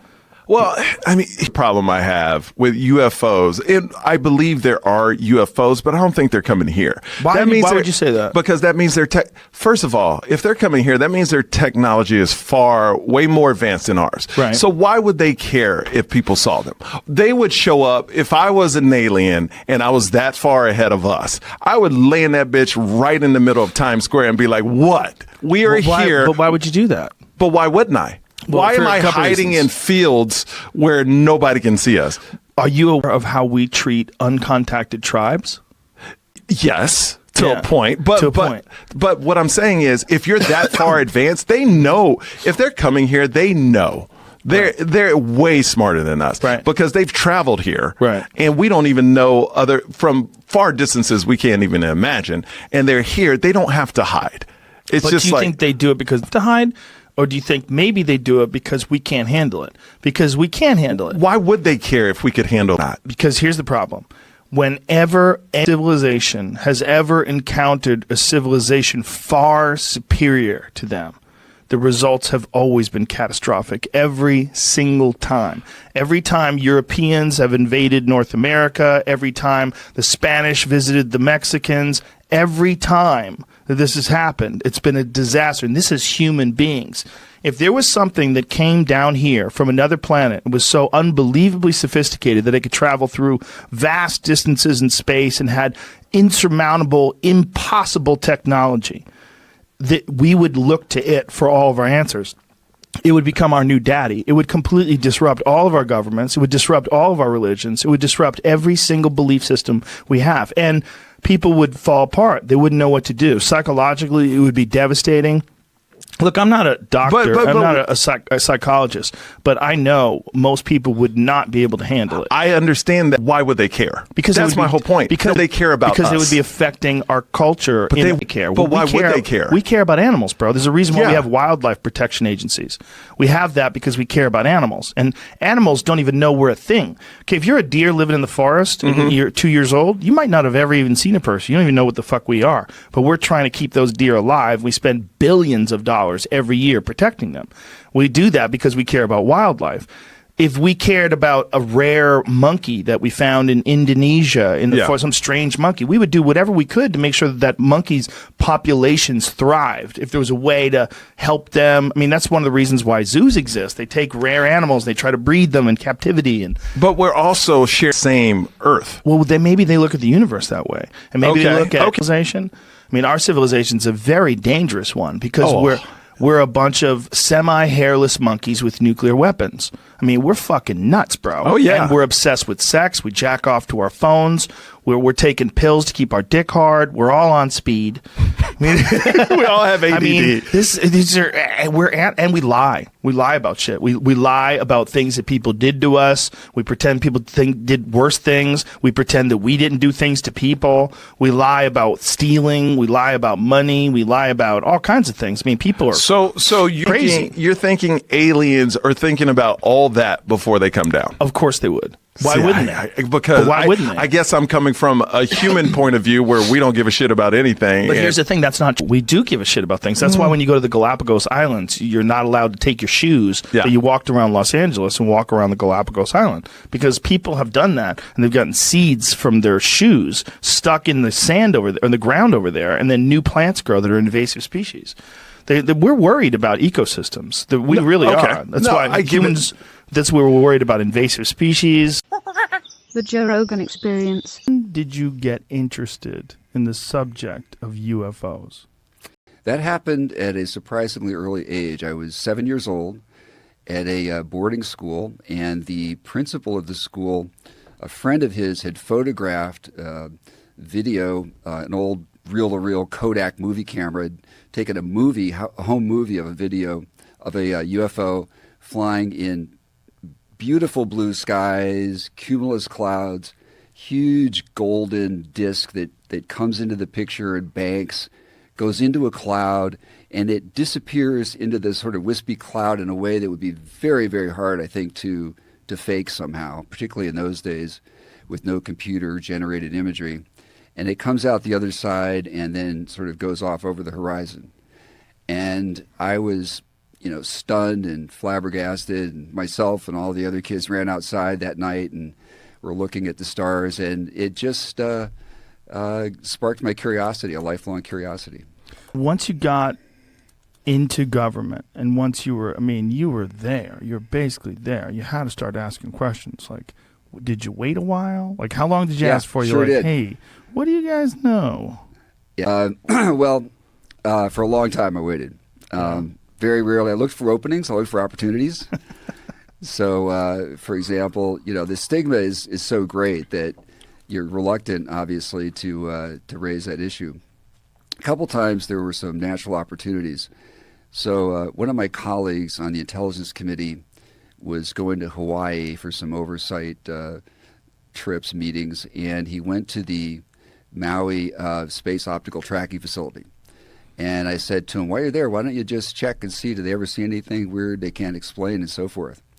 So he did, and Pete called me up and said, hey, you wouldn't believe this. I've got this videotape here, and it shows these weird things. And so I talked to the Air Force people. They sent the tape to us. Turns out it was totally unclassified.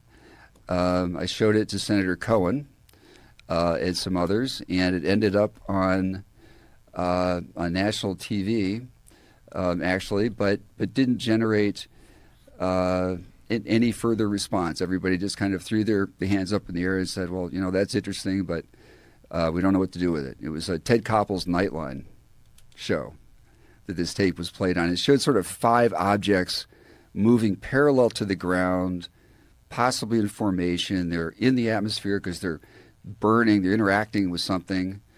There's plasma coming off them, which wouldn't presumably be happening in space, but they seem to be too slow to be meteorites. So it was mystifying and difficult to explain, never did get an answer. Occasionally something like that would happen, but by and large, the issue almost never arose. The issue is a weird issue because if you bring it up in the wrong company or at the wrong time, you could be dismissed as a loon. Did you feel that when you were there, as a person who had a budding interest in unidentified flying objects and what have you? Did you feel like this is a politically risky thing to discuss, especially to discuss in serious terms? Do you believe in these things? What are they? What do we know? Was that an issue? Absolutely. I concealed my interest in the topic for years and very carefully, and confided to a few trustworthy friends, had a few heart-to-heart talks with a couple individuals when I found a fellow traveler who was interested in this topic. But by and large, absolutely wanted to conceal that and not reveal that. You know Clinton? No, I no, did not. He would be the guy that I would go to. There was a request that came to me once that I think was from President Clinton, and it was one of the astronauts claimed to have seen a UFO out at Edwards Air Force Base, and it was videotaped, he said. And he described this in his memoir and wanted the president to get hold of the tape of the video. And Secretary Cohen came back to the Pentagon from a meeting, and a message came down to me to go to try to find this tape. And unfortunately, there was I got nowhere with that. The Air Force was adamant that there was no such tape, there was no such information. Anything they had on UFOs had been destroyed. So I had one of these situations that's very common in this area, which is you have just two apparently credible sources, but utterly conflicting, irreconcilable information, which seems to happen often in this field. Being as you were in government and very close to literally the machine that runs the world, what's the general perception when people are discussing these things in Washington? What's the general perception of what's going on with these things? I'm happy to say that it's changed. That perception has changed considerably in the last few years. People feel like they have permission to talk about it. And after the New York Times article and subsequent press, beginning in 2017, December 2017.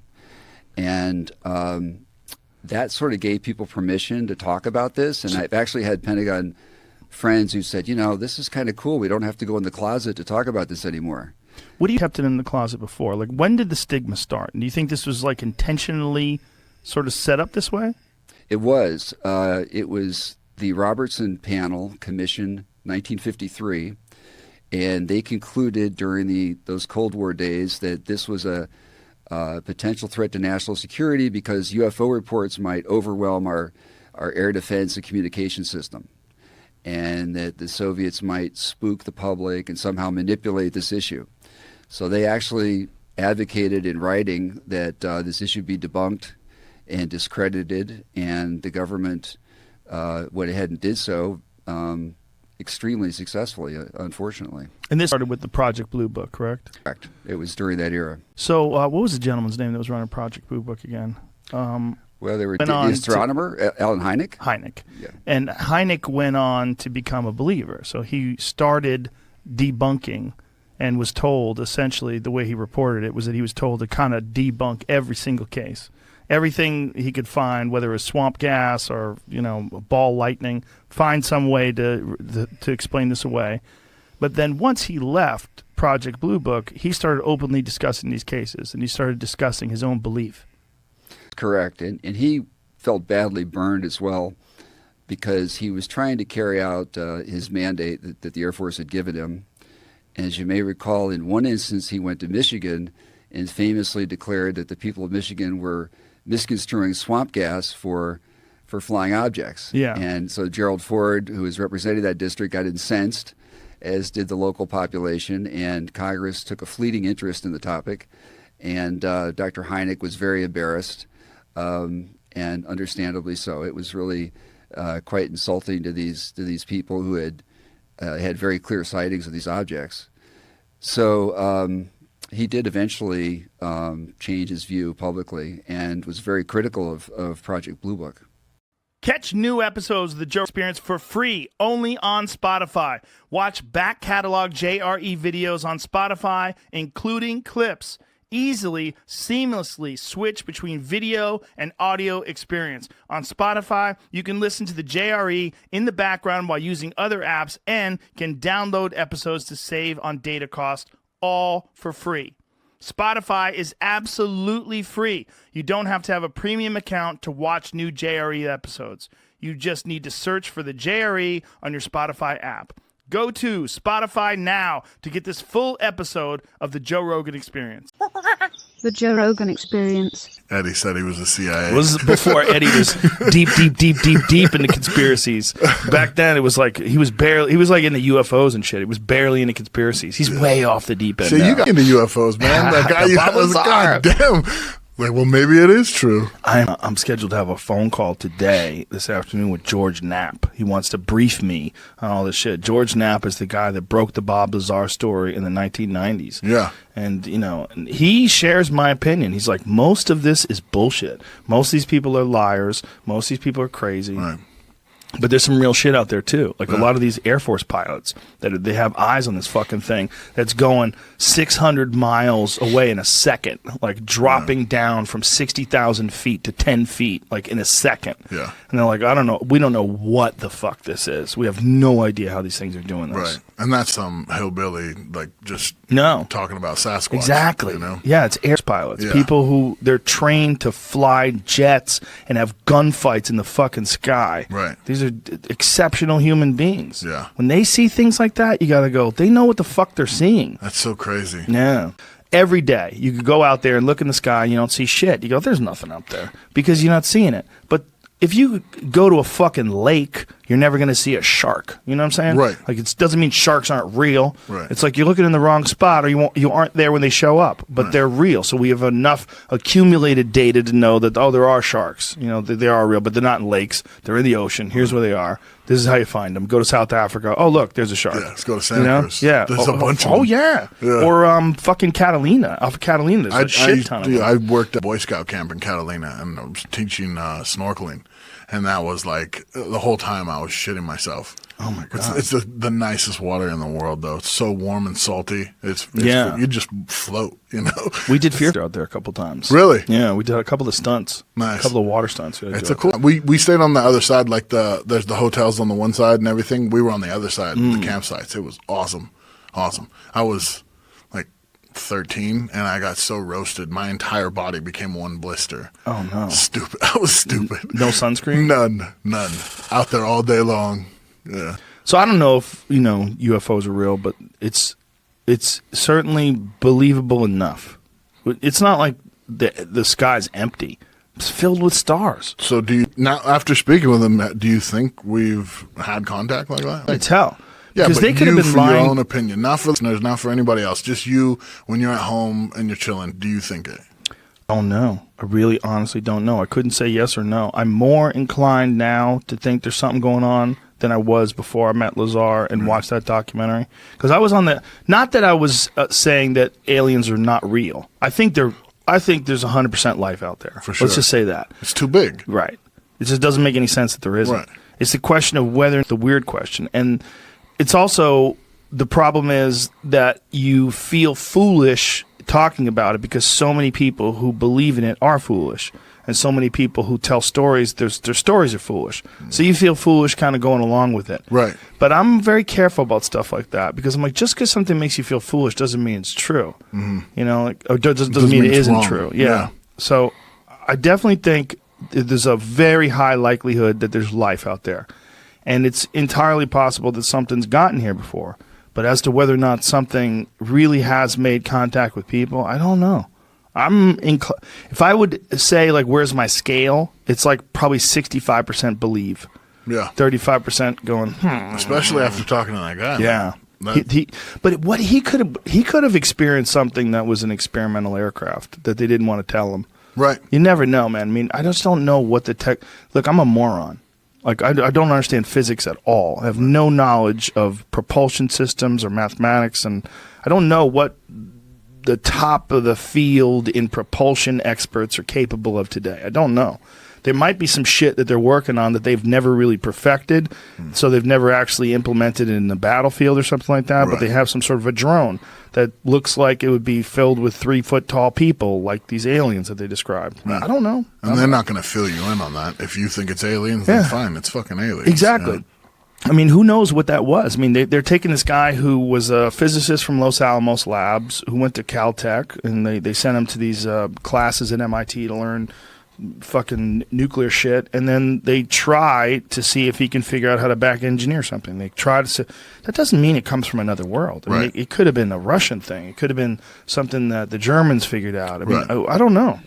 But I'm more inclined to believe him than not believe him. Yeah, he didn't seem like he was full of it. You know? Exactly. And just looking at him, he also seemed like he even wanted to be here. He did. He's talking about it before Yeah. we even got out here. He's like, I just got to tell you, I'm getting a migraine. Yeah. And like, Jeremy was trying to talk him into doing it. Like, we're going to be fine, George. I mean, Bob, this is important. It's really good to do this, and we're going to be able to really get the story out. But I think more people told me that they got more out of the conversation because it's just him talking, no spooky music, no edits. Right. And you get to see, like, he's honest about what he knows and doesn't know. And when he would say, like, what do you think about this? He's like, maybe, I don't know. Right. I mean, it's like, he wasn't a bullshitter. He didn't rehearsed or Right. full of shit, nothing. No. Like, what he was saying, if he didn't believe in that, at least to himself, what he was saying, I'd be fucking amazed. And his story has not deviated in 30 plus years, which you can't.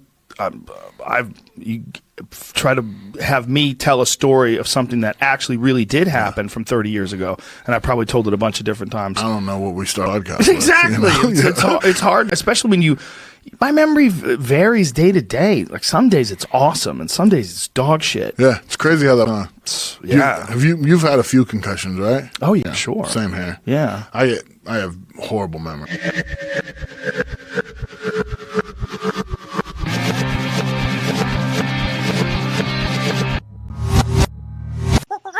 The Joe Rogan Experience. Well, that's a good thing. That's the more sensitive you are, though, the more you have to consider all the possibilities, and that's what could keep you up. Right, or send you down the UFO wormhole. Right. We talked about that right before the podcast. Yeah, there's this guy that's coming on. His name's Dr. Robert Schock, and he's a geologist from Boston University. And he's worked on, there's some real scientists that believe it's entirely possible that the Sphinx and a lot of the construction in Egypt is far older than they think there is. I know all about this. Do you know all this? I know Okay. all Do about you know the Robert rain Schock? runoff and how Yes, much yes. erosion has occurred around the Yes. base or around the pit Mhm. and it absolutely couldn't have been done depending on like the way the Sphinx is built, where it's located, the siting, Yeah. where its level is far older. So Yes, it was somewhere in the neighborhood of 9,000 plus BC, because that's when back then the Nile Valley was a rainforest and somehow or another became a desert. And this guy's legit Boston University professor, geologist, and he's traveling all over the place. But he's here for some UFO conference, and the UFO people wanted him to mention the UFO conference, and I'm like, fucking Christ with UFO conferences. You guys don't have anything. If you had something, it would be, what are you going to get together in a fucking Marriott somewhere and show some blurry picture of some fucking hubcap that someone chucked up into the air? Like, there's nothing. Everything that they look at falls apart under scrutiny. There's like a few videos. Okay, I'm going to back on Please this. Please do. Let's just say, what about, do you know the Disclosure? Yes, Disclosure Project. Yes. Okay, there was their first press conference when they got all the, I tend to be impressed by the military, ranking members. I'm sort of like, if you were guarding missile silos and you say you saw something hover above it and deactivate, I'm probably going to check that out a little harder. And there were just so many people that stood up, in that press conference and said that they absolutely had seen evidence, met extraterrestrials, seen the crafts, like in hangars, etc. Yep. And to me, like they didn't look like they had that much imagination. They're the kind of people that I didn't think could really. I mean, did you find that convincing at all? No. Here's why. No, Because they're the just guy like a who did whole bunch of liars, a whole line that's of liars. Steven, right? The Disclosure Project It's is not Stephen so much Greer's about thing. him. Yeah. He doesn't appeal as much as the people that he brought on, who were mostly military guys. The thing about military, anybody who's in the military is a person. If you get 100 people together, one of them's out of their fucking mind.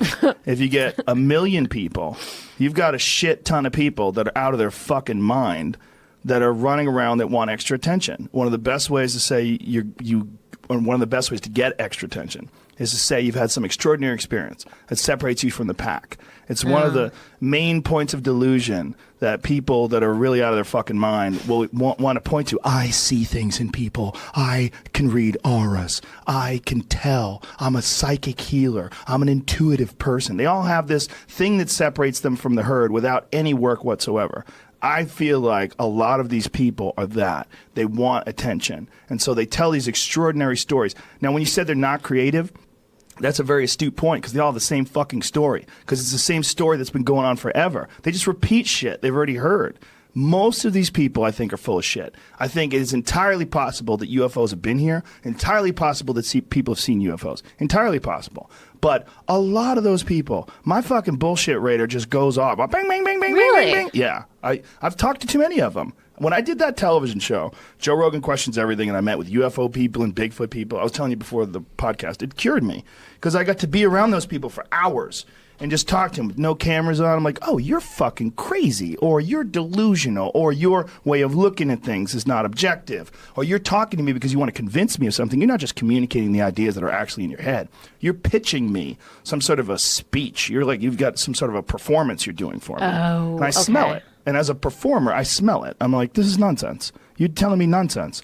You know, they were telling, well, you want evidence? I'll back a truck up and show you the evidence. I'm like, where's your fucking evidence? You don't have any should have evidence. brought it today. I mean, like, Yeah, well, here's the exactly. thing. Did they seem off kilter in everything else they talked about? Yes. Okay, yes, so they everything. did. That Relationships, jobs, they're all screwballs. They're almost all screwballs. The people that are most convincing are the people that see these orbs flying around. The pilots. Yeah, well, the reason why they see these things is there's a real phenomenon called ball lightning. It's absolutely real, and it's caused by various weather conditions, and they think that it can even be caused sometimes by the right weather conditions and the shifting of tectonic plates, that somehow or another the Yes. friction. Yes, and that these ball lightning, if you've ever seen videos of it, it's phenomenal. It just flies around. They've even had it inside airplanes. Somehow or another, ball lightning has shot down the aisle of an airplane while it was in flight. I've actually seen it. Have you really? I've actually Where have seen you ball seen it? lightning on a flight that was struck by lightning. Whoa. It was pink. And it sounded like a giant BB gun hit a tin can. Oh, yeah. Whoa, you were in a plane that was hit by lightning? Holy shit. That's intense.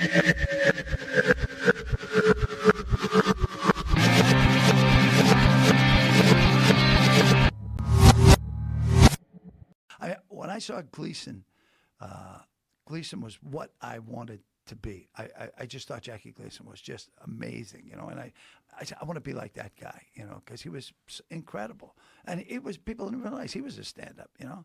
I didn't know Gleason did stand-up. Oh, yeah. Really? 2-ton Tony Galenta was giving him shit. And the boxer. And Gleason heckled him, and Tony knocked him out. Oh, Yeah, Jesus. oh, yeah. Oh, yeah. He was incredible, you know, because I met Art Carney. You know, Jackie was obsessed with UFOs. Did you know that? Nah, but I kind of dig it too, man. There's a story. This guy told it to me. Some guy was a rock band dude. He told me the story, and I don't know if it's true. But the story was that Gleason was friends with Nixon, and Right. Nixon said, "You want to see some shit?" And Yeah. Nixon took him to Area 51? I don't think it was Area 51. I think it was Hangar 18, which is a Wright-Patterson Air Force Base, and I think it was outside of Columbus, Ohio, and they supposedly had some fucking crashed UFO there. And Gleason built a replica of it, or had a replica of it built in his fucking backyard in New York. Wow. They went to the Homestead Air Force Base outside of Miami, it says. Oh, okay. wow. There Yeah, you go. yeah. Beautiful. Yeah. I got a bullshit version of it. Pull up the actual version. Where are you getting this from? I just Googled it. I mean, it's a rumored story, so I don't know if it's... Yeah, that's how I got Well- it. I got it from a guy in a band. And it might be bullshit, but he gave me some book on UFOs. He was telling me about this, but that Jackie Gleason apparently was obsessed with UFOs. Well, I believe there's got to be something out there. Yeah. I don't. We're it. I mean, that's it. No, We're- I don't believe we're it. I did a lot of USO shows, and I've been around the world, and I was every time I've done. I was off the coast of Turkey someplace, and the commander of the base took me out for dinner afterwards, and I got him drunk. I got him pretty drunk. I was sober at the time. I got him pretty drunk, and I said, "Hey, man," he goes, "Let me ask you about Area 51." He goes, got stone sober. He goes, "This conversation never happened." And he left. And I had to take a cab to find my way back to a nuke base that no one knows about. Jesus. Right? So then I'm at the dunes. This is how long ago that was. And I'm with these guys who are in the Air Force. And they said, "Man, we really like your show. We're fans of yours." I got them drunk. And I said, "Hey, man, what about Area 51? And they said, "Mr. Clarke, good night." And they walked away. So now me and Mike are golfing with these Blue Angels. And he goes, "You're going to ask him?" I go, "No." The second year, we golf with them again. I go, "All right, fellas, tell me about Area 51. I go, well, he goes, I was flying a plane and I had malfunction and I had to land there. And they came out and they pretty much blindfolded me, took me into a building, and they fixed my jet within 35 minutes and then put me back to the place. You were never here. And I went, oh, my God. So I don't know what's out there. Yeah, but here's the thing. That was an area where they were testing all sorts of military equipment. They were testing different new, like that's where the B-2 or the stealth bomber, right? They were testing that there, and the spy plane. Yeah, they were testing shit. Yeah. So there was a lot of secret stuff there. Right. Didn't necessarily have to be aliens. I understand that, and I'm hoping that there is. But he's still trying to. But I'd love to go there, man. Oh man, but you can't even drive. If you drive up there, Joe, by the time you get your camera out, they're on you. Yeah. And tell you, well, get out of here. We'll lock you up. You know, it's not good. So. They don't even anymore. They've moved to a new area. They've actually, because it's so heavily scrutinized and because of Google Earth and all sorts of different ways you can see things, they've actually moved to another area. Well, I read everything I can find about that too, and I think I read the book Area 51. It was 2 years ago, and basically at the end of the book, it was like Hitler had these, his guys experimenting with the Jews and put their arms on different ways, and had an aircraft that looked like a spaceship, and it crashed. And these people came out with the crazy arms. And, well, they're aliens, and that was in the book, So that kind of shut the shit out of that. I know that Hitler did experiment with some sort of disc type air vehicle. They did, but I don't know if they ever got it off the ground or what the deal was. But the most interesting story is the story of Robert Lazar, Bob Lazar, who was a guy who worked at Area 51, and he got fired because his wife was cheating on him. And they were recording all of his phone calls and taping all of his conversations, and they found out that his wife was cheating on him. They thought that he was going to be emotionally unstable.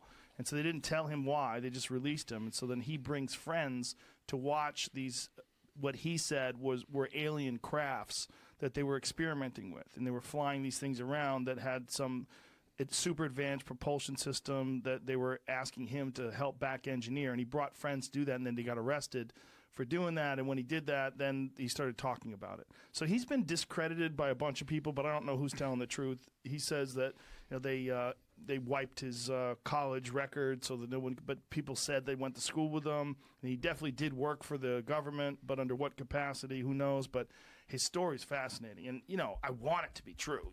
You hear it, you want it to be true. Joe, they used to fly the team of people that worked at Area 51 from Burbank. Yeah. Every day, fly them in, they'd work, and then fly them back. It was like they didn't stay over. There was that airport outside of Vegas. It was right outside where the Riviera was. Yeah. You could actually look out and see the airport. And they would fly the people from there in these unmarked jets. Yeah, I want it to be true. Oh, of course. Yeah. The Joe Rogan Experience. There was no, to my knowledge, there hasn't been any correlation of that. And the creatures that are described in Socorro, in New Mexico, and in Valençol in France, so those are three cases that I've been very involved in from the beginning, from day one, involve creatures that are about 3 feet tall, that breathe our air, recognize our signals, communicate with us in funny ways, even mentally. I mean, the witnesses describe getting images in their minds and so on, in all three cases. And what's interesting is, people can argue about Trinity all they want, like they argue about Roswell, but the case in Socorro and the case in France, in Valençol, were investigated by governments, not by the local UFO group, although the local UFO group did a good job in all those cases. But they were, in Socorro, it was first the local police, the local policemen saw the craft and the beings and described what happened. He was terrified, but when the thing took off, he thought it was something to do with some new gadget or some work in the desert. It's an area that's still in the same state today. I've gone back there with Dr. Hynek's son, wow. with Paul Hynek a few months ago. I've gone several times there. And so after the police, turned out the FBI was in town on another case. They had no jurisdiction in New Mexico for that particular case. It wasn't a federal case, but they helped preserve the traces, the FBI way. And the local police was happy to have them there. And then there was the state police came in and did an investigation, and then people from the base, came in with experts in explosives, experts in recovery of weapons and rockets and so on, because they thought it might be something that had come from, from the Trinity Range that was out of its way and had crashed near Socorro, in which case they might have responsibility, including financial responsibility if something was destroyed or whatever. So this was very serious. I have the whole file. Okay, it's a big file. Right. Nobody's looking at it. I mean, the investigation in Washington now, they are saying we're going to look at the cases of the last 12 months. Well, what kind of science is that? Can you imagine scientists reading this? And this is the way they are going to solve the UFO problem by looking at vague pictures of lights in the sky for 1 year? Why don't they go back to those records? Those are federal records. Okay? The case in Valençol, 5 agencies of the French government.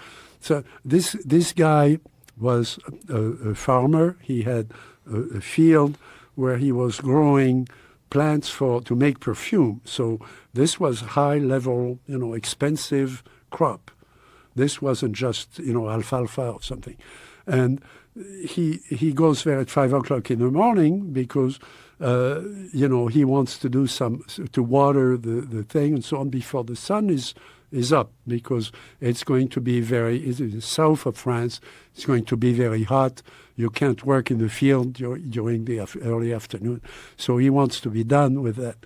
He sees this contraption, in the middle of the field, crushing the plants. And so he sneaks in, and he's paralyzed. Okay? Now, there is an egg-shaped object, just like the one, at Trinity, just like the one in Socorro. It's the size of a mid-sized truck. There are 2 creatures in front of it, human, human-looking, 2 eyes, breathing air. They look at him, sort of amused, and one of them has something on his belt. He takes out, pointed at him, and that's when he's paralyzed. Now, he's not, as you know, I'm not a doctor, but I've gone to doctors about what kind of paralysis is that, where you can stand up and watch something, you just can't move. They said, well, there is a type of paralysis that will just inhibit the motor, motor nerves, where but you'll still be up and aware. You're not going to fall down, in a heap. And from there, he sees them going back inside the thing. The thing takes off. It takes off like a shot out of a gun, and it vanishes in midair. Okay. Now, he goes to see the gendarmes. This man is fairly wealthy. He owns quite a bit of, several fields, expensive crops. His wife is the mayor of the town. The gendarmes are going to be very careful with him because he's also from the resistance in World War II. When he was young, he joined the resistance, and the resistance in that part of France fought in the Alps against the Germans, and they were regarded as heroes of World War II. And so the gendarmes are very careful with him. There are some things he's not going to tell the gendarmes because he thinks, and I went there, he didn't want to talk to anybody from Paris. He didn't want to be on TV. He wanted to concentrate on his experience because he thought there was going to be something else. and he was aware of some of his buddies. Now, this is a part of France where people talk, but they have secrets too. I mean, historically, there are things like that in the U.S., parts where people are not going to talk to strangers. Right. The only reason I could go there was that I went there with a lady who was from Paris, with the government. She was with de Gaulle's government. She had the rank of ambassador, and she had a vacation home there. So we went there for 3 days, and she knew everybody there.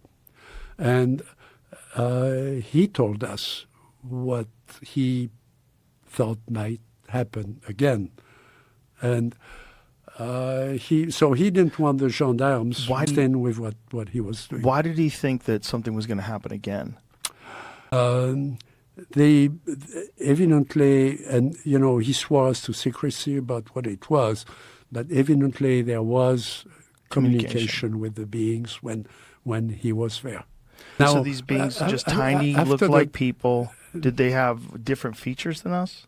Just like the ones at Trinity and like the ones at Socorro. So in that book you have actually 2, 2, and 3. You have 7 creatures that are humanoid, that breathe our air, that seem to understand us. The visual, there is visual contact. Well, we can have visual contact with animals. I mean, that doesn't mean they are human or meta-human, but there is messages that come through all of that that the witnesses are reluctant to talk about in all 3 cases. So in Socorro, finally, the Air Force went there. They threw the Air Force out because the Air Force said, well, that's just a gadget, and from the base, and that was stupid. So they finally sent Dr. Hynek there, and Dr. Hynek asked me to organize the files that were coming. I was at Northwestern at the time, working. I had done my PhD already, and I was on the staff of the computing center, and we had a small team trying to help, trying to help Hynek keep the files together. So we were, in communication with him the whole time, and then I put the files together, and I have the file. This is the official file. So people were reluctant to talk about what these creatures were communicating with them. But did they talk about it at all? It was very personal. Very personal. Yeah. There had been a communication that transcended their life. There was something else, something outside. So you could almost call it a sort of a religious feeling, but it wasn't. It wasn't about divinity or God specifically, but it was about the other side of life, a bigger meaning for life. That's their interpretation. It may not be. There may be other things that they are trying to communicate, but it was found for them. Yes. And all 3 cases had similar stories in that regard. And in all 3 cases, there are traces that were measured. There were, there is technology of sort. And in the case of Socorro, people came up with all kinds of ideas that maybe it was a balloon. A special balloon. Right? There were only 12 of them in the world and so on. Well, in the book, people haven't noticed it, but in the book, I was able to solve that problem because I found a transcript of a conversation with a man who was head of a motor pool at the on the army range at White Sands. And he had given his team some instructions on, how to make sure that the motor pool was working really well, because White Sands is so big. When people went home, they could get lost, at White Sands. And then how are you going to find them? I mean, there are tracks, but there is no paved road at the time. How are you going to, find them? So you can launch a helicopter the next day looking for, a lost car somewhere with a family in it. But so he made rules that they had to call periodically to report where they were when they went home, 50 miles away across the desert. So they could find them if there was something wrong with the car. He's driving home with his family. This is after the Socorro thing is done. They are all interrogating Lonnie Zamora, the cop who was driving that thing. And he sees a light over the mountains in the southwest towards Mexico. But it's still, it's still in New Mexico, but it's in that direction. A light that's not a star, it's really bright. And the light gets brighter and brighter, and his car dies. Now, he's head of a motor pool, for the base. Everybody reports to him, and they have all the, army cars and the trucks and everything else, the half-tracks. So he looks at that thing. He tries to call his team. The radio doesn't work. The radio should work. The radio doesn't work. And the thing gets very bright, and then it recedes. It goes away the way it apparently came in. We don't know if it came in or if it just got bright. Okay. The car starts. He goes home, and then the next day he goes to his shop. He gets his staff together. He says, you guys are going to take this car apart. I want to see every screw and every piece of it and every level and everything and the seats and so on. I want to see all of that on the floor. And you're going to test it, and you're going to tell me what's changed or, if anything, how that car stopped in the middle of the desert. And they couldn't find anything. And that report was an official report, that was never published. And it nails the whole thing, that this was not a balloon. This was not an hallucination.